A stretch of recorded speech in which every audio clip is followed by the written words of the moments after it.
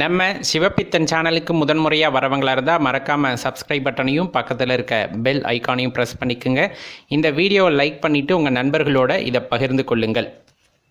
திருச்சிற்றம்பலம். திருமூலரையா திருவடிகள் போற்றி போற்றி, குருவடியும் திருவடியும் வணங்கிந்த பதிவை ஆரம்பிக்கலாம். நண்பர்களே, சிவபெருமானை வழிபடுறது அப்படிங்கிறது ஒரு பெரிய பாக்கியம். பெரும்பாலுமானவர்களுக்கு அந்த பாக்கியம் கிடைத்து விட்டது அப்படின்னே சொல்லலாம். ஒரு சிலருக்கு இன்னும் அந்த பாக்கியம் கையருகே உள்ளது அப்படிங்கிறதையும் நம்ம உணர்ந்து கொள்கின்றோம். விரைவில் அவர்களுக்கும் அது கைக்கு எட்டக்கூடியதாகவே ஆகும். பெரும்பாலும் கேட்பது ஒரே கேள்வியாகத்தான் இருக்கும். சிவபெருமானை வழிபடுபவர்களை பார்த்து சிவனை வழிபட்டால் என்ன கிடைக்கும் அப்படின்னு. இது சிவபெருமான் அப்படிங்கிறத விட இன்னும் கடவுள் அப்படின்னே நம்ம சொல்லலாம். ஏன்னா ஏகன் அப்படிங்கிற மாதிரியான பொருள் எடுத்துக்கிட்டால் எல்லா தெய்வங்களும் ஒன்று தான். அப்படி இருக்கின்ற அந்த பரம்பொருளைத்தான் நாம் சிவபெருமான், சிவன் அப்படிங்கிற மாதிரி நம்ம குறிப்பிடுகின்றோம். சரி, அவரை வழிபட்டால் என்ன கிடைக்கும் அப்படிங்கிறது. என்ன கிடைக்கும்? 1 கோடி ரூபாய் பணம் கிடைக்குமா? சாப்பிட்றதுக்கு சாப்பாடு தொடர்ந்து கிடச்சிட்ருக்குமா? உடுத்த உடை கிடைக்குமா? இருக்க இருப்பிடம் கிடைக்குமா? இன்னும் சுகபோக வாழ்வு கிடைக்குமா? இப்படிங்கிற மாதிரி நிறைய கேள்விகள் எல்லாம் கேட்டுக்கொண்டே போனால் நமக்கு கிடைப்பது என்னவோ ஒரே ஒரு விஷயம்தான். மனம் அப்படிங்கிறது ரொம்ப தெளிவாகிவிடும். அதாவது எந்த விதமான கஷ்டங்களோ சோதனைகளோ துன்பங்களோ எது வந்தாலும் அதை ஏற்றுக்கொள்ளக்கூடிய மனப்பக்குவமானது கிடைக்கின்றது. எந்த பிரச்சனை வந்தாலும் பார்த்து கொள்ளலாம் அப்படிங்கிற அந்த துணிவு கிடைக்கின்றது. அதே போல் எந்த எல்லைக்கு அந்த பிரச்சனை போனாலும் அட பரவாயில்லப்பா, சிவபெருமான் இருக்கின்றார், எதுவாக இருந்தாலும் அவர் பார்த்து கொள்வார் அப்படிங்கிற அந்த நம்பிக்கையானது நம்முள்ளே பிறக்கிறது. இதையெல்லாம் தாண்டி வைராகியமானது உள்ளத்திலே உண்டாகின்றது. எந்த ஒரு காலகட்டத்திலும் இன்பமோ துன்பமோ, அதுவும் கடினமான காலகட்டத்திலும் கூட அவன் இருக்கும்போது எனக்கு என்னையா அப்படி நடந்துற போகுது அப்படிங்கிறது, இதெல்லாம் ஒரு சாதாரண விஷயம் அப்படிங்கிறது. இன்னொன்று பார்த்திங்கன்னா, அந்த வினையை பற்றி கவலையே படாமல் அப்படியே கடந்து போகிறது. இந்த தன்மையெல்லாம் சிவபெருமானை வழிபடுபவர்களிடம் நீங்கள் அதிகமாக பார்க்க முடியும். அட போப்பா, சிவபெருமானே நம்முடன் இருக்கின்றார் அப்படிங்கிற அந்த ஒரு எண்ணமானது மனதிலே உதித்துவிடும். இது உண்மையான பக்தி உடையவர்களுக்கு இதை உணர்ந்து கொள்ள முடியும். உண்மையான பக்தி அப்படின்னா நம்ம என்ன சொல்ல முடியும் அப்படின்னா, எதையும் எதிர்பாராத பக்தி. சிவபெருமானிடம் எதையும் எதிர்பார்க்காத பக்தி ஒருவன் கொண்டிருக்கின்றான் என்னும் பொழுது, இப்போ நம்ம சொன்னது அப்படியே சித்தியாகும்னா எதை பற்றியும் பெருசாக அலட்டிக்க தேவையில்லை, கவலைப்பட தேவையில்லை. இந்த உலகத்தில் எல்லா இயக்கங்களும் இறைவனின் அந்த கண் அசைவிலேயே இருக்கிறது. அவருடைய அந்த இயக்கம் அப்படிங்கிறது, பிரபஞ்ச இயக்கம் அப்படிங்கிறது பிரபஞ்சத்தை மட்டும் இயக்கவில்லை, அங்குள்ள ஒவ்வொரு அணுக்களையும் இயக்கி கொண்டிருக்கிறது. அந்த அணு இயங்க வேண்டுமென்றாலும் அது சிவபெருமானால் மட்டுமே முடியும். அவனின்றி ஓர் அணுவும் அசையா அப்படிங்கிற அந்த வாக்கியம் எப்பொழுதுமே மனதில் இருக்கும் பொழுது தெரிந்து கொள்ள முடியும். அப்போ ஒரு துன்பமோ கஷ்டமோ நமக்கு பிறவி அந்த வினையின் காரணமாக நிகழ்கிறது என்றால் அதை அமைதியாக அனுபவித்து அதிலிருந்து மீண்டு வருவது தான் நமக்கான இலக்காக இருக்க வேண்டுமே தவிர, இவ்வளவு துன்பத்தை கொடுத்து விட்டாயே ஆண்டவா அப்படின்னு இறைவனை மீண்டும் வசைபாடிக்கொண்டு இருப்பதில் எந்த பலனும் இல்லை. நம்மளுடைய பிறப்பின் நோக்கத்தை தெளிவாக அறிந்து கொண்டு சிவபெருமானை உணர வேண்டும் என்ற எண்ணத்தில் முன்னோக்கி நகர வேண்டும். எந்த துன்பம் வந்தாலும் அவர் இருக்கின்றார் அப்படிங்கிற அந்த எண்ணமானது உங்கள் மனதில் ஆழமாக இருக்கிறது என்றால், அது எப்படிப்பட்ட துன்பமாக இருந்தால் என்ன, வந்த நொடியிலே சூரியனை கண்ட பனி போல அப்படின்னு சொல்கிற மாதிரி எந்த துன்பம் வந்தாலும் சிவாய நம அப்படிங்கிறது ஒரு வார்த்தை எல்லா துன்பங்களையும் போக்கிவிடும். எல்லா துன்பங்களையும் போக்கக்கூடிய ஆற்றலானது பஞ்சாட்சர மந்திரத்திற்கு உண்டு. அப்படி இருக்கையில் அந்த பஞ்சாட்சர மந்திரத்தை தொடர்ந்து சொல்லிக்கொண்டே இருக்கும் பொழுது, எவ்வினை வந்தால் என்ன, அவ்வினை வந்த வழியை பார்த்து சென்றுவிடும் அப்படிங்கிற மாதிரி இந்த பஞ்சாட்சர மந்திரத்தை மட்டும் தொடர்ந்து சொல்லி கொண்டிருக்கும் போது வாழ்க்கையில் ஏற்படுகின்ற பிணி அப்படின்னு சொல்லக்கூடியது, இந்த வாழ்க்கையவே சில பேர் அப்படித்தான் பார்ப்பாங்க. இப்படிப்பட்ட அந்த வாழ்க்கை சுழற்சியிலிருந்து, இந்த பிறப்பு இறப்பு சுழற்சியிலிருந்து நம்மை வெளிக்கொண்டு வரக்கூடிய ஆற்றல் படைத்தவர் சிவபெருமான் அப்படிங்கிறத தெளிவாக தெரிஞ்சுக்கணும். அப்போ சிவபெருமானை வழிபடும் போது நமக்கு என்ன கிடைக்கும் அப்படின்னா துணிவு கிடைக்கிறது, பற்றற்ற நிலையானது உண்டாகின்றது, எல்லாமே பரம்பொருள்தான் அப்படிங்கிற அந்த உயர்ந்த எண்ணமானது ஒருவன் மனதிலே உதிக்கின்றது. அப்போ அவ்வளவு சாதாரணமாக இதெல்லாம் ஏற்பட்டு விடுமா அப்படின்னா தான் கொண்ட அதீத அன்பின் காரணமாக, தான் கொண்ட அதீத பக்தியின் காரணமாக மட்டுமே இதெல்லாம் சாத்தியமே தவிர சாதாரண மனிதர்கள் போல இறைவனிடம் போய் பேரம் பேசி கொண்டிருக்கும் போது இந்த தன்மை எதுவுமே அவர்களுக்கு வாய்க்கப்பெறாது.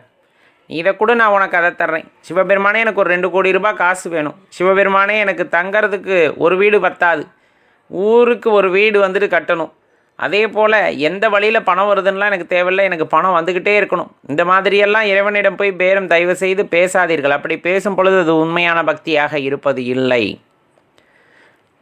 நான் எதற்கு இந்த பூமிக்கு பிறந்து வந்தேன், அதோட பிறப்பின் ரகசியம் என்ன என்பதை அறிந்து கொள்வதற்கு இறைவனிடம் வேண்டுதல் வைக்கலாம். எதற்காக வந்தேன் என்று எனக்கு உணர்த்து இறைவா, அதை நோக்கி நான் பயணம் செய்ய வேண்டும், அதை நோக்கி நான் பயணித்து நான் வந்த வினை எதற்காகவோ அதை ஆற்றிவிட வேண்டும் அப்படிங்கிறத வேணால் இறைவனிடம் மன்றாடி கேட்டுக்கொள்ளலாம். எந்த துன்பம் வந்தாலும் சரி, நீ உடனிருக்கையிலே அதெல்லாம் ஒரு துன்பமா அப்படிங்கிற அந்த ஒரு எண்ணமானது மனதிலே ஏற்படும் பொழுது கண்டிப்பாக அது ஒரு உயர்ந்த நிலையப்பா. அது ஒரு உயர்ந்த நிலை. அது அவ்வளவு சாதாரணமாக அனைவருக்கும் வாய்க்கப்பெறுவதில்லை. பெரிய பெரிய ஞானிகளும் பெரிய பெரிய அறிஞர்களுமே கூட ஒரு சில சமயங்களில் எவ்வளவு பொறுமையாக இருந்தாலும் அது எல்லை மீறும் பொழுது அது கோபமாகவோ விரக்தியாகவோ வெறுமை அப்படின்னு சொல்லக்கூடிய தன்மையவோ அடைந்து விடுகிறார்கள். ஆனால் எப்படிப்பட்ட சூழ்நிலையிலுமே இறைவனை நம்பியவர்கள், நம்ம சிவபெருமானை நம்பியவர்கள், எந்த வினை வந்தாலும் அது தீவினையாக இருந்தாலும் ரொம்ப கடினமானதாக இருந்தாலும் என்னை எதுவும் செய்யாது, காரணம் நான் ஈசனின் அடிமை அப்படிங்கிற மாதிரி இருந்து கொள்வதன் காரணமாக அந்த வினை அவர்களையும் எதுவும் செய்யாது அப்படிங்கிறத தெரிந்து கொள்ள வேண்டும். எப்போவுமே ஒரே விஷயந்தான், அந்த தன்னம்பிக்கையை மனதிலே ஒரு பெரிய ஒரு உந்துதலை கொடுக்கணும் அப்படின்னா அது இதனால் மட்டும்தான் சாத்தியமான விஷயம். எது சிவபெருமான் மீது நாம் வைக்கின்ற பக்தியினால் மட்டுமே அது சாத்தியமாக கூடிய விஷயம் அப்படிங்கிறத தெளிவாக தெரிந்து கொள்ளுங்கள் நண்பர்களே. அப்போ வேண்டினா என்ன கிடைக்கும்? உண்மையான பக்தியோடு வேண்டினால் இந்த பிறப்பற்ற நிலையை அவர் உருவாக்குவார். நம்மை உணர்ந்து கொள்வதற்கான வாய்ப்பை அவர் ஏற்படுத்தி கொடுப்பார். அதற்கான சூழ்நிலைகளை நமக்கு ஏற்படுத்தி கொடுப்பார். அதைவிட பேரானந்தம் அப்படிங்கிறது வேறென்ன இருந்துவிட முடியும் அப்படிங்கிறது தான் நம்ம கேட்குற அடிப்படை கேள்வி.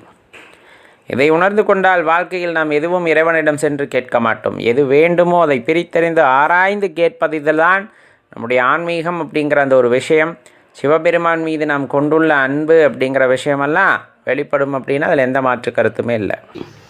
பெரும்பாலும் எல்லாருக்கும் ஒரு எண்ணம் உண்டு, நான் இறைவனை வழிபடுகின்றேன், ஈசனை வழிபடுகின்றேன், ஆனால் சில நேரங்களில் எனக்கு அவர் உதவுவதில்லையே அப்படிங்கிற மாதிரியான எண்ணங்கள்லாம் சில பேர் கொண்டுள்ளனர். அது எல்லாத்துக்கும் இயல்பாக வர்றது தான். ஏன்னா எதிர்பார்ப்பு அப்படிங்கிற ஒரு விஷயம் சக நண்பர்கள் உறவினர்களிடமிருந்து தாண்டி இறைவனிடமும் அந்த எதிர்பார்ப்பு அப்படிங்கிறது வரும்போது இந்த மாதிரியான வார்த்தைகள் வருவது தவிர்க்க முடியாததாக ஆகின்றது. சரி, அப்போ நான் எதிர்பார்க்கறது தப்பா அப்படின்னா தவறெல்லாம் இல்லை, கொஞ்சம் பொறுமையாக கேளுங்க, தெரிஞ்சுக்கலாம். பெரும்பாலும் இன்பம் துன்பம் 2 விஷயம் நம்ம வாழ்க்கையை ஆட்டி படைக்கிறது அப்படின்னு நம்ம சொல்லலாம். அதுக்கெல்லாம் அடிப்படை காரணமாக இருக்கிறது பார்த்திங்கன்னா ஆசை அப்படிங்கிற ஒரு விஷயத்தை நம்ம குறிப்பிட முடியும். அந்த ஆசை இல்லாமல் இருக்கும் பொழுது நம்மளுக்கு இன்பமோ துன்பமோ எது வந்தாலும் அது ஒரு பெரிய பொருட்டே இல்லை. அதே சமயத்தில் ஆசை இருக்கும் பொழுது அது நிறைவேறிவிட்டதாக நாம் நினைத்து கொள்ளும் பொழுது அது இன்பமாக நமக்கு தெரிகின்றது. அதே சமயத்தில் நான் வைத்த ஆசையானது நிறைவேறாமல் போய்விட்டது என்று நினைத்து கொள்ளும் பொழுது அது துன்பமாக நமக்கு தெரிகின்றது. நல்லா தெரிஞ்சுக்குங்க, இன்பமாக நமக்கு தெரிகின்றது, துன்பமாக நமக்கு தெரிகின்றது. அப்போ இன்பமாக தெரிவது எப்படி அப்படின்னா, அதை அடைந்துவிட்ட எண்ணத்தில் நம் மனதானது பூரித்து காணப்படுவது இன்பமாக தெரிவதாக நாம் உணர்ந்து கொள்கின்றோம். அதை இழந்து விட்டதாக நினைக்கும் பொழுது அது துன்பமாக நாம் உணர்ந்து கொள்கின்றோம். உண்மையில் இன்பம் துன்பம் உண்டா அப்படின்னா கட்டாயமாக கிடையாது அப்படின்னு தான் ஞானிகள் வந்துட்டு குறிப்பிட்டு சொல்கிறாங்க. சரி, இப்போ இந்த இன்ப துன்பத்திலிருந்து வேறுபட்டு நிற்கும் பொழுதுதான் இறைவனை உணர முடியுமானா கட்டாயமாக அந்த அடிப்படையான ஆசை அப்படிங்கிற ஒரு விஷயம் இல்லாமல் இருக்கும் பொழுது நமக்கு மறுபிறப்பு அப்படிங்கிறது இல்லாமல் போகின்றது. அப்போ நாம் இறைவனை வந்துட்டு எளிதில் நெருங்க முடிகிறது அப்படிங்கிறதையும் நம்ம இந்த நேரத்தில் நல்லா தெரிஞ்சுக்கணும். சரி, இப்போ இயல்பாக நம்ம சொல்கிற விஷயம், கஷ்ட காலத்தில் இறைவன் வந்து என்னை காப்பாற்றுவதில்லையே அப்படிங்கிற அந்த ஒரு கேள்வி. சில பேர் நான் பிறந்ததுலேருந்தே கஷ்டப்பட்டுக்கிட்டு தான் இருக்கேன், எனக்கு எந்த காலத்திலும் வந்துட்டு இறைவன் வந்துட்டு உதவி செய்ததே இல்லையே அப்படிங்கிற மாதிரியான ஒரு கேள்வி எல்லாம் எழுவது இயல்பான ஒன்று தான். ஒன்றே ஒன்று தான், எப்போவுமே வந்துட்டு நம்ம நிகழ்காலத்தில் இருப்பது இல்லை. அதுதான் ரொம்ப ஒரு பெரிய விஷயம், ஒரு பெரிய தவறான விஷயமும் கூட அப்படின்னே நம்ம சொல்லலாம். நம் உடல் மட்டும்தான் நிகழ்காலத்தில் இருக்கிறதே தவிர நாம் நிகழ்காலத்தில் இருப்பதில்லை. ஒன்று எதிர்காலத்தை பற்றி யோசித்து கொண்டு அல்லது கடந்த காலத்தை பற்றி யோசித்து கொண்டே தான் இருக்கிறோமே தவிர நிகழ்காலத்தை பற்றி யாரும் சிந்திப்பதில்லை. அப்படி நிகழ்காலத்தில் நடப்பதை மட்டும் நாம் எடுத்துக்கொண்டு அது எவ்வாறு வந்தாலும் அதனை நான் எதிர்கொள்வேன் அப்படிங்கிற மாதிரி இருக்கும் பொழுது அவர்களுக்கு இன்பமோ துன்பமோ கிடையாது. அப்படி நிகழ்காலத்தில் வாழ்பவர்கள் வந்துட்டு இறைவனாகவே இருக்கின்றார்கள் அப்படிங்கிறது தான் நிதர்சனமான உண்மை. நிகழ்காலத்தில் உடலும் இருக்கணும், உள்ளமும் இருக்கணும், மனமும் இருக்கணும். ரொம்ப முக்கியமான விஷயம். அது முறையான பயிற்சி இல்லாமல் யாருக்கும் கிடைப்பதும் இல்லை. அவ்வாறு நிகழ்காலத்தில் வாழக்கூடிய ஆன்மாவாக மாறும் பொழுது இறைவனாகவே ஆகின்றோம். அப்பொழுது இறைவன் வழிகாட்டுகின்ற நன்மையும் கிடையாது தீமையும் கிடையாது என்று. நம்மால் நிகழ்காலத்தில் இருக்க முடியவில்லை அப்படிங்கும் போது எல்லாமே துன்பமாக தான் இருக்குது. நான் இறைவன்கிட்ட கேட்டேன் கிடைக்கல, இறைவன்கிட்ட அதை கேட்டேன் கிடைக்கல, இதை கேட்டேன் கிடைக்கல, நம்ம ஏன் கேட்கணும் அப்படிங்கிறதான் நம்ம இந்த இடத்துல கேட்டுக்கொள்வது. உலகத்தில் எத்தனையோ உனக்கு கொடுத்துருக்கார். நல்ல இயற்கை காட்சி அங்கங்கே பார்த்தா பசுமையாக இருக்கும், அதெல்லாம் காசு கொடுத்து பார்க்கணுன்னு இல்லையே. நம்ம போகிற போக்கில் ரோட்டில் முளைச்சிருக்க செடியெல்லாம் எப்படி முளைச்சிருக்கு அப்படிங்கிறதே பெரிய அதிசயமான விஷயம். அதெல்லாம் அமைதியாக உட்காந்து பார்க்குறதுக்கு கூட நமக்கு நேரம் இல்லை. ஆனால் அதெல்லாம் இறைவன் உங்களுக்காக கொடுத்தது. ஆனால் அதெல்லாம் பார்க்குறத விட்டுட்டு வீட்டில் தனியாக ஒத்த ரோஜா வாங்கி வச்சு பார்க்கணும் அப்படின்னு நினைக்கிறது தான் மனுஷனோட ஆசை. அப்போ எது கிடைக்கலன்னு ஆசைப்பட்றோம்? ஒத்த ரோஜா கிடைக்கலன்னு ஆசைப்பட்றோம். ஆனால் இறைவன் நமக்காக கொடுத்த பெரிய பூந்தோட்டமே இந்த உலகத்தில் இருக்குது அப்படிங்கும்போது அதை நம்ம கண்டுக்கிறது இல்லை. உண்மையான இன்பம் அப்படிங்கிறது இறைவன் நமக்கு கொடுத்ததை காண்பது, இறைவன் நமக்கு கொடுத்ததை அனுபவிப்பது. நானாக கேட்டு ஒன்றை பெறுகிறேன் அப்படிங்கும் போது அதில் இன்பம் துன்பம் எல்லாம் கலந்து வந்துடுது. ஒன்றே ஒன்று யோசிச்சு பாருங்க, நான் இப்போ சொன்ன மாதிரி ரோட்டு ஓரத்தில் புல் முளைச்சிருக்கு, அது காஞ்சி போனாலும் நம்ம கவலைப்பட மாட்டோம். அது திடீர்னு செழுமையாக வளர்ந்தாலும் நம்ம கவலைப்பட மாட்டோம். ஆனால் நம்ம சொன்ன மாதிரி நீங்கள் ஆசைப்பட்டு ஒரு ரோஜா செடியை வாங்கிட்டு வரீங்க, நல்லா பூக்கும் போது மனசு வந்துட்டு இன்பமாக உணர்கிறது, காஞ்சு போகும்போது துன்பத்தை உணரும். அதனால தான் நான் சொல்கிறேன், இறைவன்கிட்ட எதையும் கேட்காதீர்கள், கேட்டு பெறாதீர்கள். கேட்டேன் கிடைக்கவில்லை என்று நினைக்காதீர்கள். அவர் கொடுக்கவில்லை என்றால் அதில் ஏதோ ஒரு காரணம் உங்களுக்காகத்தான் இருக்கிறது என்பதை உணர்ந்து கொள்ள வேண்டும். அப்போ நம்ம பார்க்க வேண்டியது ரோட்டு ஓரத்தில் அல்லது மலையோரங்களில் அதுவாக முளைச்சிருக்க செடியை பார்த்து சந்தோஷப்படுற மாதிரி நமக்கு கிடைத்திருக்கின்ற அனைத்தையும் வைத்து சந்தோஷமாக இருப்பதாக உணர்ந்து கொண்டால் வாழ்க்கை இன்பமானதாக இருக்கின்றது. அதை விட்டு நான் மனதில் நினைத்தது எனக்கு என்ன வேண்டுமோ அதை கேட்டு பெறுகின்றேன் அப்படிங்கும் போது அந்த ரோஜா செடியானது பூக்கவும் செய்யும், காயவும் செய்யும். நான் கேட்டு பெற்றது எனக்கு கிடைக்கவும் செய்யும், கிடைத்தால் அதில் எதுவும் பிரச்சனை வரவும் செய்யும். அப்படின்னா அதுக்கு நம்ம தான் பொறுப்பை தவிர இறைவன் பொறுப்பாக மாட்டார். நீங்கள் கேட்டால் கொடுத்துருவார், ஆனால் அதற்கான இயல்பு வந்துட்டு எப்போவுமே மாறாது. அப்படிங்கும்போது அதையும் நாம் பொறுத்து கொள்ளத்தான் வேண்டும் அப்படிங்கிறத இந்த நேரத்தில் தெளிவாக தெரிஞ்சுக்குங்க நண்பர்களே. அப்போ எல்லாமே வந்துட்டு இயற்கையோட செயலில் இயற்கையாக நடந்து செல்லும் பொழுது எந்த பிரச்சனையும் நமக்கு வருவதில்லை, எந்த மனக்குழப்பமும் நமக்கு வருவதில்லை அப்படிங்கிறத நல்லா தெரிஞ்சுக்குங்க. வாழ்க்கை அப்படிங்கிறது இறைவன் கொடுத்ததை நாம் அனுபவிப்பதாக இருந்தால் மிகவும் உன்னதமானதாக இருக்கும் என்பதை மனதில் வைத்து கொள்ளுங்கள். திருவாசக புத்தகம் அடியார்களுக்கு அனுப்பி கொண்டு வருகின்றோம். இன்னும் கிடைக்கப்பெறாதவர்களுக்கு படிப்படியாக வந்து சேர்ந்துவிடும். இதுவரையிலும் விண்ணப்பிக்காதவர்கள் புத்தகம் தேவைப்பட்டால் sivapitan.com அப்படிங்கிற இணையதளத்தில் போய் இனிமேல் பதிந்து கொள்ளுங்கள். யாருக்கும் தவறிடக்கூடாது அப்படிங்கிறனால தான் அந்த இணையதளத்தின் மூலமாக பதிவுமாறு கேட்டுக்கொள்கின்றோம். சரி, இன்றைய தலைப்புக்கு நம்ம போகலாம். பெரும்பாலும் சிவபெருமானை வழிபடுபவர்கள், சிவபக்தர்கள், சிவனடியார்கள் அதிகபட்சம் அவங்களுக்கு என்ன ஆசை இருந்துரும் அப்படிங்கிறது தான் ஒரு வினாவாக எழுப்பப்பட்டது. அதிகபட்சமாக அவங்களோட ஆசை என்ன அப்படிங்கிறது தான். அதிகபட்சம் குறைஞ்சபட்சம்னு எதுவுமே கிடையாது அந்த இடத்த பொறுத்தளவு. நிஜமாலுமே சிவபெருமான உண்மையாலுமே அந்த சிவம் அப்படிங்கிறது என்னன்னு உணர்ந்துக்கணும் அப்படிங்கிறது ஆரம்ப காலகட்ட நிலையில் இருக்கக்கூடிய எல்லாத்துக்கும் ஒரு சின்ன ஆசை. ஏன்னா அந்த வழிபாடு அப்படிங்கிறது தனித்தன்மை வாய்ந்தது. அதை சொல்லெல்லாம் விளக்க முடியாது. ஏன் சிவபெருமானை வழிபடுற தெரியாது, எதுக்காக வழிபடுற தெரியாது, என்ன வேணும் உனக்கு தெரியாது. இது மட்டும்தான் சிவபெருமானை வழிபடுபவர்கள் வாயிலிருந்து வரக்கூடிய வார்த்தையாக இருக்கும். அப்போ எனக்கு தங்கத்தை கொடு, பொண்ணை கொடு, பொருளை கொடு, காசு கொடு, வீடு கொடு, எதுவுமே கேட்க மாட்டாங்க. வீடு பேரு இன்பத்தை கொடு இறைவா அப்படின்னு தான் கேட்பாங்க. சொத்து வேணும், சொகை வேணும், எதுவுமே அவங்களுக்கு தெரியாது. அவங்களுக்கு தெரிஞ்சது எல்லாமே அந்த உண்மையான சிவம் என்பது யாது என்று உணர்ந்து அதோடு இரண்டரை கலந்து விட வேண்டும் என்ற எண்ணம் மட்டும்தானே தவிர அவரிடமிருந்து எதை வேண்டுவதற்கு எல்லாமே அவரால் கொடுக்கப்பட்டது, அவரால் தீர்மானிக்கப்பட்டது, அவர் எண்ணத்தின்படி நடப்பது. இதில் போய் நான் அவர்கிட்ட போய் இதை கொடு அதை கொடுன்ட்டு கேட்க முடியுமா? ஒரு சிவனடியார் கேட்பாரா? எங்கேயாச்சும் போய் இறைவா எனக்கு இவ்வளோ பொன் கொடு, இவ்வளோ பொருள் கொடுன்ட்டு இறைவனுக்கு தெரியாதா எனக்கு என்ன கொடுக்க வேண்டும் அப்படிங்கிறத? கண்டிப்பாக எந்த அடியார்கள் மனதிலும் இந்த எண்ணம் தோன்றுவதில்லை. நல்லா தெரிஞ்சுக்குங்க. உண்மையான சிவனடியார்கள் பொண்ணுக்கோ பொருளுக்கோ ஆசைப்படுவது கிடையாது, யாரிடமும் கையேந்துவதும் கிடையாது, இறைவனிடமும் கேட்பது கிடையாது. நீ பார்த்து இன்னைக்கு சாப்பிட்றதுக்கு சாப்பாடு கொடுக்குறியா, சாப்பிட்றேன். நீ பார்த்து இன்னைக்கு நான் சந்தோஷமாக இருக்கிறதுக்கு என்ன பண்ணணும்னு நினைக்கிறியா, செய்ய. நான் அதுபடியே நான் வாழ்ந்துட்டு போகிறேன். இன்பமோ துன்பமோ, செய்த நன்மையோ தீமையோ எதுவாக இருந்தாலும் உன் பாதமலருக்கு சமர்ப்பணம் அப்படின்ட்டு போய்கிட்டே இருப்பாங்க. அதிகபட்சமாக அவங்களோட ஆசை அந்த சிவத்தை உணர்ந்து கொள்ள வேண்டும். சிவம் இருக்கிற இடத்துல நான் இருக்கணும்னு கூட ஆசைப்படல. அவர் ஆடுகின்ற போது தெரித்து விழுகின்றதல்லவா புழுதி, அந்த புழுதி என் மீது பட்டால் போதும், அந்த தூரத்தில் நான் இருந்தால் போதும், உன்னோட அந்த நடனத்தை பார்த்து கொண்டு இருந்தால் போதும் அப்படிங்கிற அந்த ஒரு ஆசை, அதுதான் உங்களுக்கு உச்சபட்சம். 100,000 கோடி வேண்டுமா அப்படின்னு கேட்டால் சிரிக்கு மட்டும்தான் உங்களுக்கு தெரியும். எம் இறைவனின் தரிசனத்தை விட 100,000 கோடி எனக்கு பெரியதா அப்படிங்கிற அந்த ஒரு எண்ணம் எப்போவுமே சிவனடியார்கள் மனசில் இருக்கும்.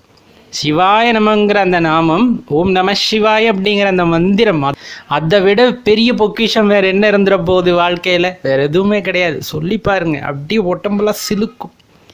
கோவிலில் போய் நின்றுக்கிட்ட பெருமானை பார்க்கும்போது ஓம் நம சிவாயன்னு சொல்கிற அந்த சந்தோஷம் இந்த உலகத்தில் வேற எந்த இடத்துலையும் கிடைக்காது. மனசுக்குள்ளேயே எந்த துன்பம் வந்தாலும் எந்த இன்பம் வந்தாலும் சிவாய நமன் நினைச்சா போதும். சிவாய நமன் நினைச்சா போதும், நீ சொல்லக்கூட வேண்டாம். சிவாய நமன் நினைச்சாவே போதும், எல்லாமே உன்னை தேடி வந்துடும். அவருக்கு தெரியும் ஐயா உனக்கு என்ன கொடுக்கணும், எதை கொடுக்கக்கூடாதுங்கிறது அவருக்கு தெரியும். நீ என்னத்துக்காக விரும்புகிற, அவரை சரணடையணும்னு விரும்புகிறோம். அப்போ அந்த சரணடைவதற்கு என்ன உனக்கு கொடுக்கணுமோ அதை தாராளமாக கொடுப்பார். அப்போ அவர் கொடுக்கறத மட்டும் ஏற்றுக்கிறோம். சிவனடியார்கள் அதைத்தான் செய்கிறாங்க. இறைவன் என்ன கொடுக்குறாரோ அதை அப்படியே ஏற்றுக்கிறாங்க. அவங்களுக்கு என்ன போய் ஆசைங்கிற வார்த்தை இருந்தால் சிவனடியானாக இருக்க முடியாது. எல்லா உறவுகளும் சிவமே அப்படின்ட்டு வந்ததுக்கப்புறம் என்ன போய் பெரிய ஆசை உங்களுக்குள்ளே இருந்துருப்போது? நான் அந்த சொன்ன ஒரே ஒரு விஷயந்தான், உன்னை சரணடைஞ்சிடணும். நீ ஆடுற இடத்துல தெரிக்கின்ற புழுதி என் மீது விழுந்தால் போதும், உன் கால் படுற அந்த இடமா இருந்துட்டா போதும், வேற எந்த ஆசையுமே இல்லை. நிஜமாலுமே ஒரு சிவபக்தர்கள், உண்மையான சிவபக்தர்களையோ சிவனடியார்களையோ போய் கேட்டால் இதைத்தான் அவங்க சொல்லுவாங்க. வேறு என்ன வேண்டும், வேறு என்ன இந்த உலகத்தில் இருக்குது? இறைவனை தவிர வேறு ஒன்றும் இல்லை அப்படிங்கும் போது அவரை நான் அவரோடு இரண்டரை கலந்து விட வேண்டும் அப்படிங்கிறது மட்டும்தான் அவங்க ஆசையாக இருக்கும். இந்த எண்ணம் உங்களுக்குள்ளே இருக்கா அப்படின்னு யோசிச்சு பாருங்க. கட்டாயமாக இருந்தால் அவர் உங்களுக்குள்ளே இருக்கிறார், உங்களை ஆட்கொண்டு விட்டார் அப்படிங்கிறது தான் அதோட உண்மையான அர்த்தம். அந்த இன்பத்தை மட்டும் நாம் அனுபவித்து கொண்டிருந்தால் போதுமானது. எல்லா நொடிகளிலும் இறைவனை அப்படியே உணர்ந்து அவரோடு இரண்டரை கலந்த நிலையிலே இருந்தால் போதுமானது. நம்ம மனசில் எதுவுமே தவறான எண்ணங்கள் தோன்றாது, தோன்ற விடமாட்டார். இதை விட சொர்க்கமா, இதை விட பெரிய ஆனந்தம் ஒருத்தருக்கு என்ன இருக்க முடியும்? கண்டிப்பாக இருக்காது. அதனால் எப்போவுமே நம்ம மனசில் இருக்க வேண்டியது ஓம் நம சிவாய அப்படிங்கிற அந்த மந்திரமும் சிவாய நமங்கிற அந்த சூட்சமம் நம் மனசுக்குள்ளே இருந்தது அப்படின்னா போதும். ரொம்ப ரொம்ப சந்தோஷமான வாழ்க்கைனா அதுவாக தான் இருக்கும். எல்லா அடியார்களும் சொல்வது. கேட்டு பாருங்க, தெரியும். வாழ்க்கையை குறை சொல்லாதவர்களை இந்த உலகத்தில் பார்க்க முடியுமா அப்படிங்கிற கேள்வியை கேட்டு பாருங்களேன். ஏன்னா நம்மளை நாமே எப்போவுமே தாழ்வாக நினைத்து கொள்கின்றோம். எந்த விதத்துலேயும் சரி, இயற்கையாக நீங்கள் ஒரு வாழ்க்கையை சராசரி மனிதனாக வாழணும்னு நினைக்கிறவங்க கூட எப்போவுமே வாழ்க்கையை குறை சொல்லாதவர்கள் இருக்கவே மாட்டார்கள்.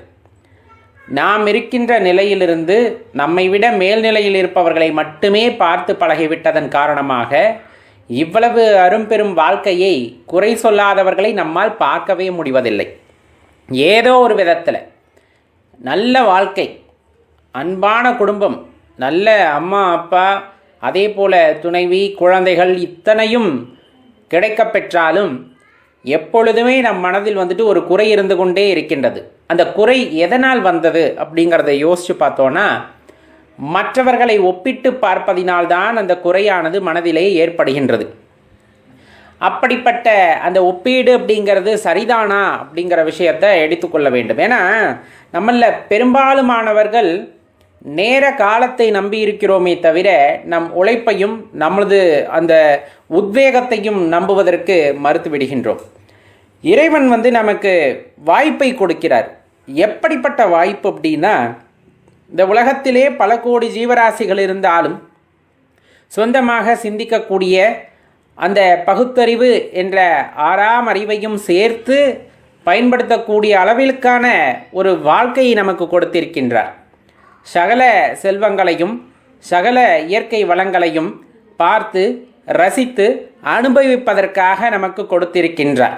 ஆனால் நம்ம கொஞ்சமாக யோசித்து பார்த்தோன்னா தெரியும், இதுவரையிலும் நம்ம அக்கம்பக்கத்து வீட்டில் யார் இருக்கிறாங்க அப்படின்றத கூட நம்ம தெரிந்து கொள்வதற்கு விரும்பவில்லை. இன்னும் பக்கத்து தெருவில் இருக்கிறவங்கள கேட்டால் அதுவும் சுத்தமாக இல்லை. அப்போ நம்ம என்ன தான் வாழ்க்கை வாழ்கின்றோம்? இயற்கையை ஒரு 10 நிமிஷம் அமைதியாக பார்த்திருப்போமா? அதாவது உங்கள் வீட்டுக்கு பக்கத்தில் ஏதேனும் ஒரு ஜீவராசி, ஒரு மாடு இருக்குது, ஒரு ஆடு இருக்குது, அந்த ஆட்டை ஒரு அரை மணி நேரம் கவனித்திருப்பீர்களா? அதோட இயக்கம் என்ன, அது எப்படி செயல்படுகிறது அப்படிங்கிறத பற்றி யோசிச்சிருப்போமா? சாதாரணமாக ஒரு செடி நட்டு வச்சு வைக்கிறோம், செடி நட்டப்ப ஒரு 5 நிமிஷம் 10 நிமிஷம் பார்க்குறோம். ஒரு நாள் முழுக்க உட்காந்து அதோட வளர்ச்சியை உங்களால் கண்காணிக்க முடியுமா? இந்த நேரம் அப்படிங்கிறது ஒவ்வொரு வினாடியும் கடந்து போய்கிட்டே தான் இருக்குது. அதெல்லாம் எந்த மாற்று கருத்துமே இல்லை. போயிடுச்சுன்னா வராது. வாழ்க்கையே அப்படித்தானே. எத்தனை வருஷம் இறைவன் நமக்கு கொடுத்திருக்கிறார்லாம் தெரியாது. அதில் சந்தோஷமாக பிறந்த நாளையும் நாம் கொண்டாடுகின்றோம். அது என்ன அப்படின்னு பார்த்தோன்னா, நமக்கு கொடுக்கப்பட்ட ஆயுள் அந்த ஒரு வருஷம் முடிஞ்சிருச்சு. அப்போ நீ அடுத்து என்ன செய்ய போகிற? உனக்கான அந்த வாய்ப்பை, உனக்கான அந்த வழியை தேடிக்கொண்டாயா? உனக்கு நான் என்ன கொடுத்திருக்கிறேன், அந்த கடமையை உணர்ந்தாயா அப்படிங்கிற விஷயமெல்லாம் நிறைய அதில் இருக்குது. அப்போ வாழ்க்கையை குறை சொல்வது சரிதானா? இப்போ சொல்லுவாங்க இல்லையா, என்னை ஏழையாக படைச்சிட்டாரு, எனக்கு இந்த குறையை கொடுத்துட்டாரு, எனக்கு படிப்பே ஏறலை, எனக்கு படிப்பு நல்லா வேலை அமையலை, எல்லாம் சரியாக இருக்குது, ஆன்மீக பாதையில் போகணுன்னு நினைக்கிறேன், எனக்கு குரு சரியாக அமையலை, குரு சரியாக அமைஞ்சாலும் என்னால் அவரோட உபதேசங்களை கேட்டு பின்பற்ற முடியலை. இந்த மாதிரி நிறைய விஷயம். இன்னும் சொல்லப்போனால் இயல்பாக லௌகீக வாழ்க்கையில் இருப்பவர்கள், எனக்கு சரியான துணைவி அமையவில்லை, அதே போல் எனது பெற்றோர்கள் அப்படி, எனது குழந்தைகள் எப்படி, குறை சொல்லி கொண்டே இருக்கும் பொழுது அந்த வாழ்க்கை குறையானதாகவே ஆகின்றது. அதில் எந்த சந்தேகமும் கொள்ள வேண்டாம். எப்பொழுது நாம் குறை சொல்ல வேண்டும் என்று நினைத்து விட்டோமோ அந்த குறையானது நம்மிடம் இருந்து தான் துவங்குகிறது அப்படிங்கிறத மனதில் வைத்து கொண்டால் வாழ்க்கையை பற்றி எப்போவுமே நம்ம குறை சொல்ல மாட்டோம். யோசித்து பார்த்திங்கன்னா உங்களுக்கு தெரியும், பிறப்பு அப்படிங்கிறதே பெரிய விஷயம். அதுலேயும் இந்த மானிட பிறப்பு அப்படிங்கிறது அரும்பெரும் விஷயம், கிடைத்தற்கு அரிய வரம் அப்படின்னு நம்ம சொல்லலாம். அந்த வரத்தை நாம் பெற்றுதான் இந்த மானிட பிறவி எடுத்திருக்கின்றோம். அதில் பல வாய்ப்புகள் நமக்கு முன்னாடி கொடுக்கப்படுகின்றது. ஒரு குறிப்பிட்ட அளவு வரலும் நமக்கு சொந்த செயல்பாடு இல்லைங்கிறனால பெற்றோர்களால் நம்ம வாழ்க்கையானது தீர்மானிக்கப்படுகிறதுன்னு வச்சுக்கிட்டாலும், நம்மால் உணர முற்படும் பொழுது, நமக்கு எல்லா விஷயங்களையும் தெரிய வரும்போது நமக்கு முன்னாடி அனைத்து வாய்ப்புகளுமே இருக்கும். அதில் எந்த வாய்ப்பை பயன்படுத்தி கொள்கின்றோம் அப்படிங்கிறது தான் ரொம்ப முக்கியம். எனக்கு நேரம் சரியில்லை, எனக்கு கட்டம் சரியில்லை அப்படின்ட்டு செயல்படாமையே ஒரு 5 வருஷத்துக்கு 7 வருஷத்துக்கு உட்காந்துருந்தா எல்லாம் மாறிடும் அப்படின்னு நினச்சா இறைவனால் கூட எதையும் மாற்ற முடியாது. ஒரு ஆன்மீக சாதகன் எந்த நேரத்திலையுமே இறைவனோட நினைவிலேயே இருக்க வேண்டும். இறைவனோட நாம ஜபத்தை சொல்லிக்கொண்டே இருத்தல் வேண்டும். அப்படி சொல்லிக்கொண்டிருக்கும் பொழுது, அந்த நினைவிலே இருக்கும் பொழுது தான் நமக்குள் சின்ன சின்ன மாற்றங்களை ஏற்படுத்த முடியும். ஒரே இரவில் எல்லாமே தலைகீழாக மாறிடுமா அப்படின்னா கண்டிப்பாக மாறாது. ஒருவேளை நேரம் சரியில்லை அப்படிங்கிறது உங்கள் மனதில் விழுந்துருச்சு அப்படின்னா அந்த சரியில்லாத நேரத்தை உங்கள் வாழ்க்கை முழுவதுமே மாற்ற முடியாது. தெளிவாக தெரிஞ்சுக்குங்க. என்னதான் நேரம் சரியில்லை அப்படிங்கிற மாதிரியான வார்த்தைகள் உங்கள் காதில் வந்து விழுந்தாலும், உங்களுக்கு கெட்ட நேரம் அப்படின்னு சொன்னாலும், இல்லை நீங்கள் ஏழையாக பிறந்திருக்கீங்க, உங்கள் வீட்டில் இத்தனை பிரச்சனை, இது எல்லாம் இருந்தாலும், இது யாவும் உங்கள் மனதை தொட்டு பார்க்காத வரை உங்களை யாரும் எதுவும் செய்ய முடியாது. இது இறைவன் கொடுத்த வரம், சிவபெருமான் நமக்கு கொடுத்த வரம். அந்த நிகழ்வானது உங்கள் மனதை தொட்டு விட்டால், அதிலே சென்று புதைந்து விட்டால், அதிலிருந்து உங்களை மீட்டெடுப்பது அப்படிங்கிறது சாதாரண விஷயமும் கிடையாது. நான் பரம ஏழையாக இருக்கேன், என்னால் இதிலிருந்து மீண்டு வர முடியாதுன்னு நினச்சிட்டிங்கன்னா கண்டிப்பாக மீண்டு வர முடியாது. எனது குழந்தைகள் அப்படி, எனது பெற்றோர்கள் இப்படி, எனக்கு வாய்த்தவர்கள் இப்படிங்கிற மாதிரி எண்ணமானது மனதிலே வேரூன்றி விட்டதென்றால் அதிலிருந்தும் நம்மை மீட்டு வர யாராலும் முடியாது. அப்போ தெளிவாக தெரிந்து கொள்ள வேண்டிய விஷயம், நம் மனது அப்படிங்கிறது இறைவனோட உறைவிடம். அந்த இடம் எப்பவும் சுத்தமாக இருக்கணும். அந்த இடம் எப்பவுமே நேர்மறை எண்ணங்களால் நிரம்பி இருக்க வேண்டும். எனது வாழ்க்கையை என்னால் மாற்ற முடியும், எனது வாழ்வு கண்டிப்பாக மாறக்கூடிய நாளானது ரொம்ப அருகாமையில் தான் இருக்குது, சீக்கிரமாக என் வாழ்க்கையானது மாறப்போகின்றது அப்படிங்கிற மாதிரியான எண்ணம் கண்டிப்பாக ஆன்மீகத்தில் நான் ஒரு உச்சம் தொடுவேன். அந்த இறைவனை தேடுகின்ற முயற்சியில் எக்காரணம் கொண்டும் பின்வாங்க மாட்டேன். எப்படிப்பட்ட தடைகள் வந்தாலும் சரி, அந்த தடைகளையெல்லாம் உடைத்தெறிந்து விட்டு எனக்குள் இருக்கின்ற அந்த அற்புத சக்தியை உணர்ந்து கொள்வேன். இந்த மாதிரியான எண்ணங்கள் நம் மனதிலே சூழும் பொழுது அதை செயலாக்கம் பெறுவதற்கான வழியை இறைவன் ஏற்படுத்தி கொடுக்கின்றார். எந்த நேரத்திலையெல்லாம் உங்கள் மனதிலே எதிர்மறை எண்ணங்கள் தோன்றுகிறதோ, இந்த வாழ்க்கையை குறை சொல்ல வேண்டும் என்ற எண்ணம் உங்கள் மனதில் எப்பொழுதெல்லாம் தோன்றுகிறதோ அப்பொழுதெல்லாம் இந்த பிரபஞ்சத்தை பற்றி யோசித்து பாருங்கள். அமைதியாக கண்ணை மூடி அமர்ந்து அண்ணாந்து பார்த்து, அந்த ஆகாயத்தை பார்த்து கண்ணை விழித்து பாருங்கள். அந்த ஆகாயத்திலே நமக்கு என்ன தெரிகிறது என்பதை உற்று பாருங்கள். பகலிலே ஒன்றும் தெரியாவிட்டாலும் இரவிலே கோடிக்கணக்கான நட்சத்திரங்களை அங்கு உங்களால் பார்க்க முடியும். அப்போ அந்த நட்சத்திரங்கள் பகலில் இல்லாமல் போனதா? கிடையாது. மிகையான ஒளியால் உங்களால் அந்த நட்சத்திரத்தை பார்க்க முடியவில்லை என்பதுதான் உண்மை. அப்போ உங்கள் வாழ்க்கையில் நன்மையே இல்லை என்று நினைக்கிறீர்களா அப்படின்னா கிடையாது. உங்கள் மனதை சூழ்ந்த மாயையின் காரணமாக அந்த நன்மையை நீங்கள் பார்க்கவில்லை அப்படிங்கிறது தான் உண்மை.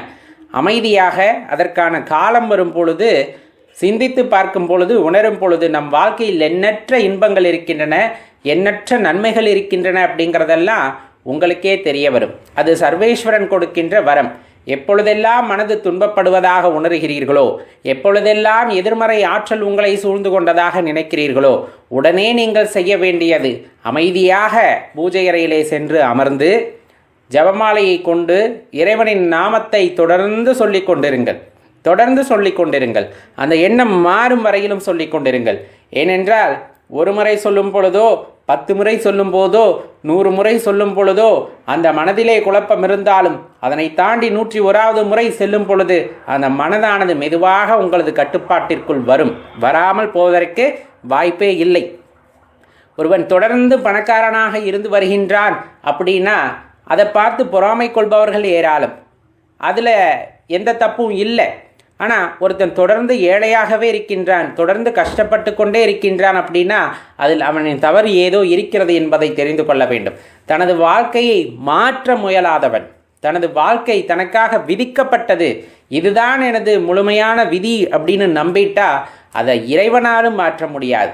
என் வாழ்க்கையை இறைவன் மாற்றுவார், எனக்கான வழியை ஏற்படுத்தி தந்திருக்கின்றார், அந்த வழியை தேடி நான் சென்று கொண்டிருக்கின்றேன்.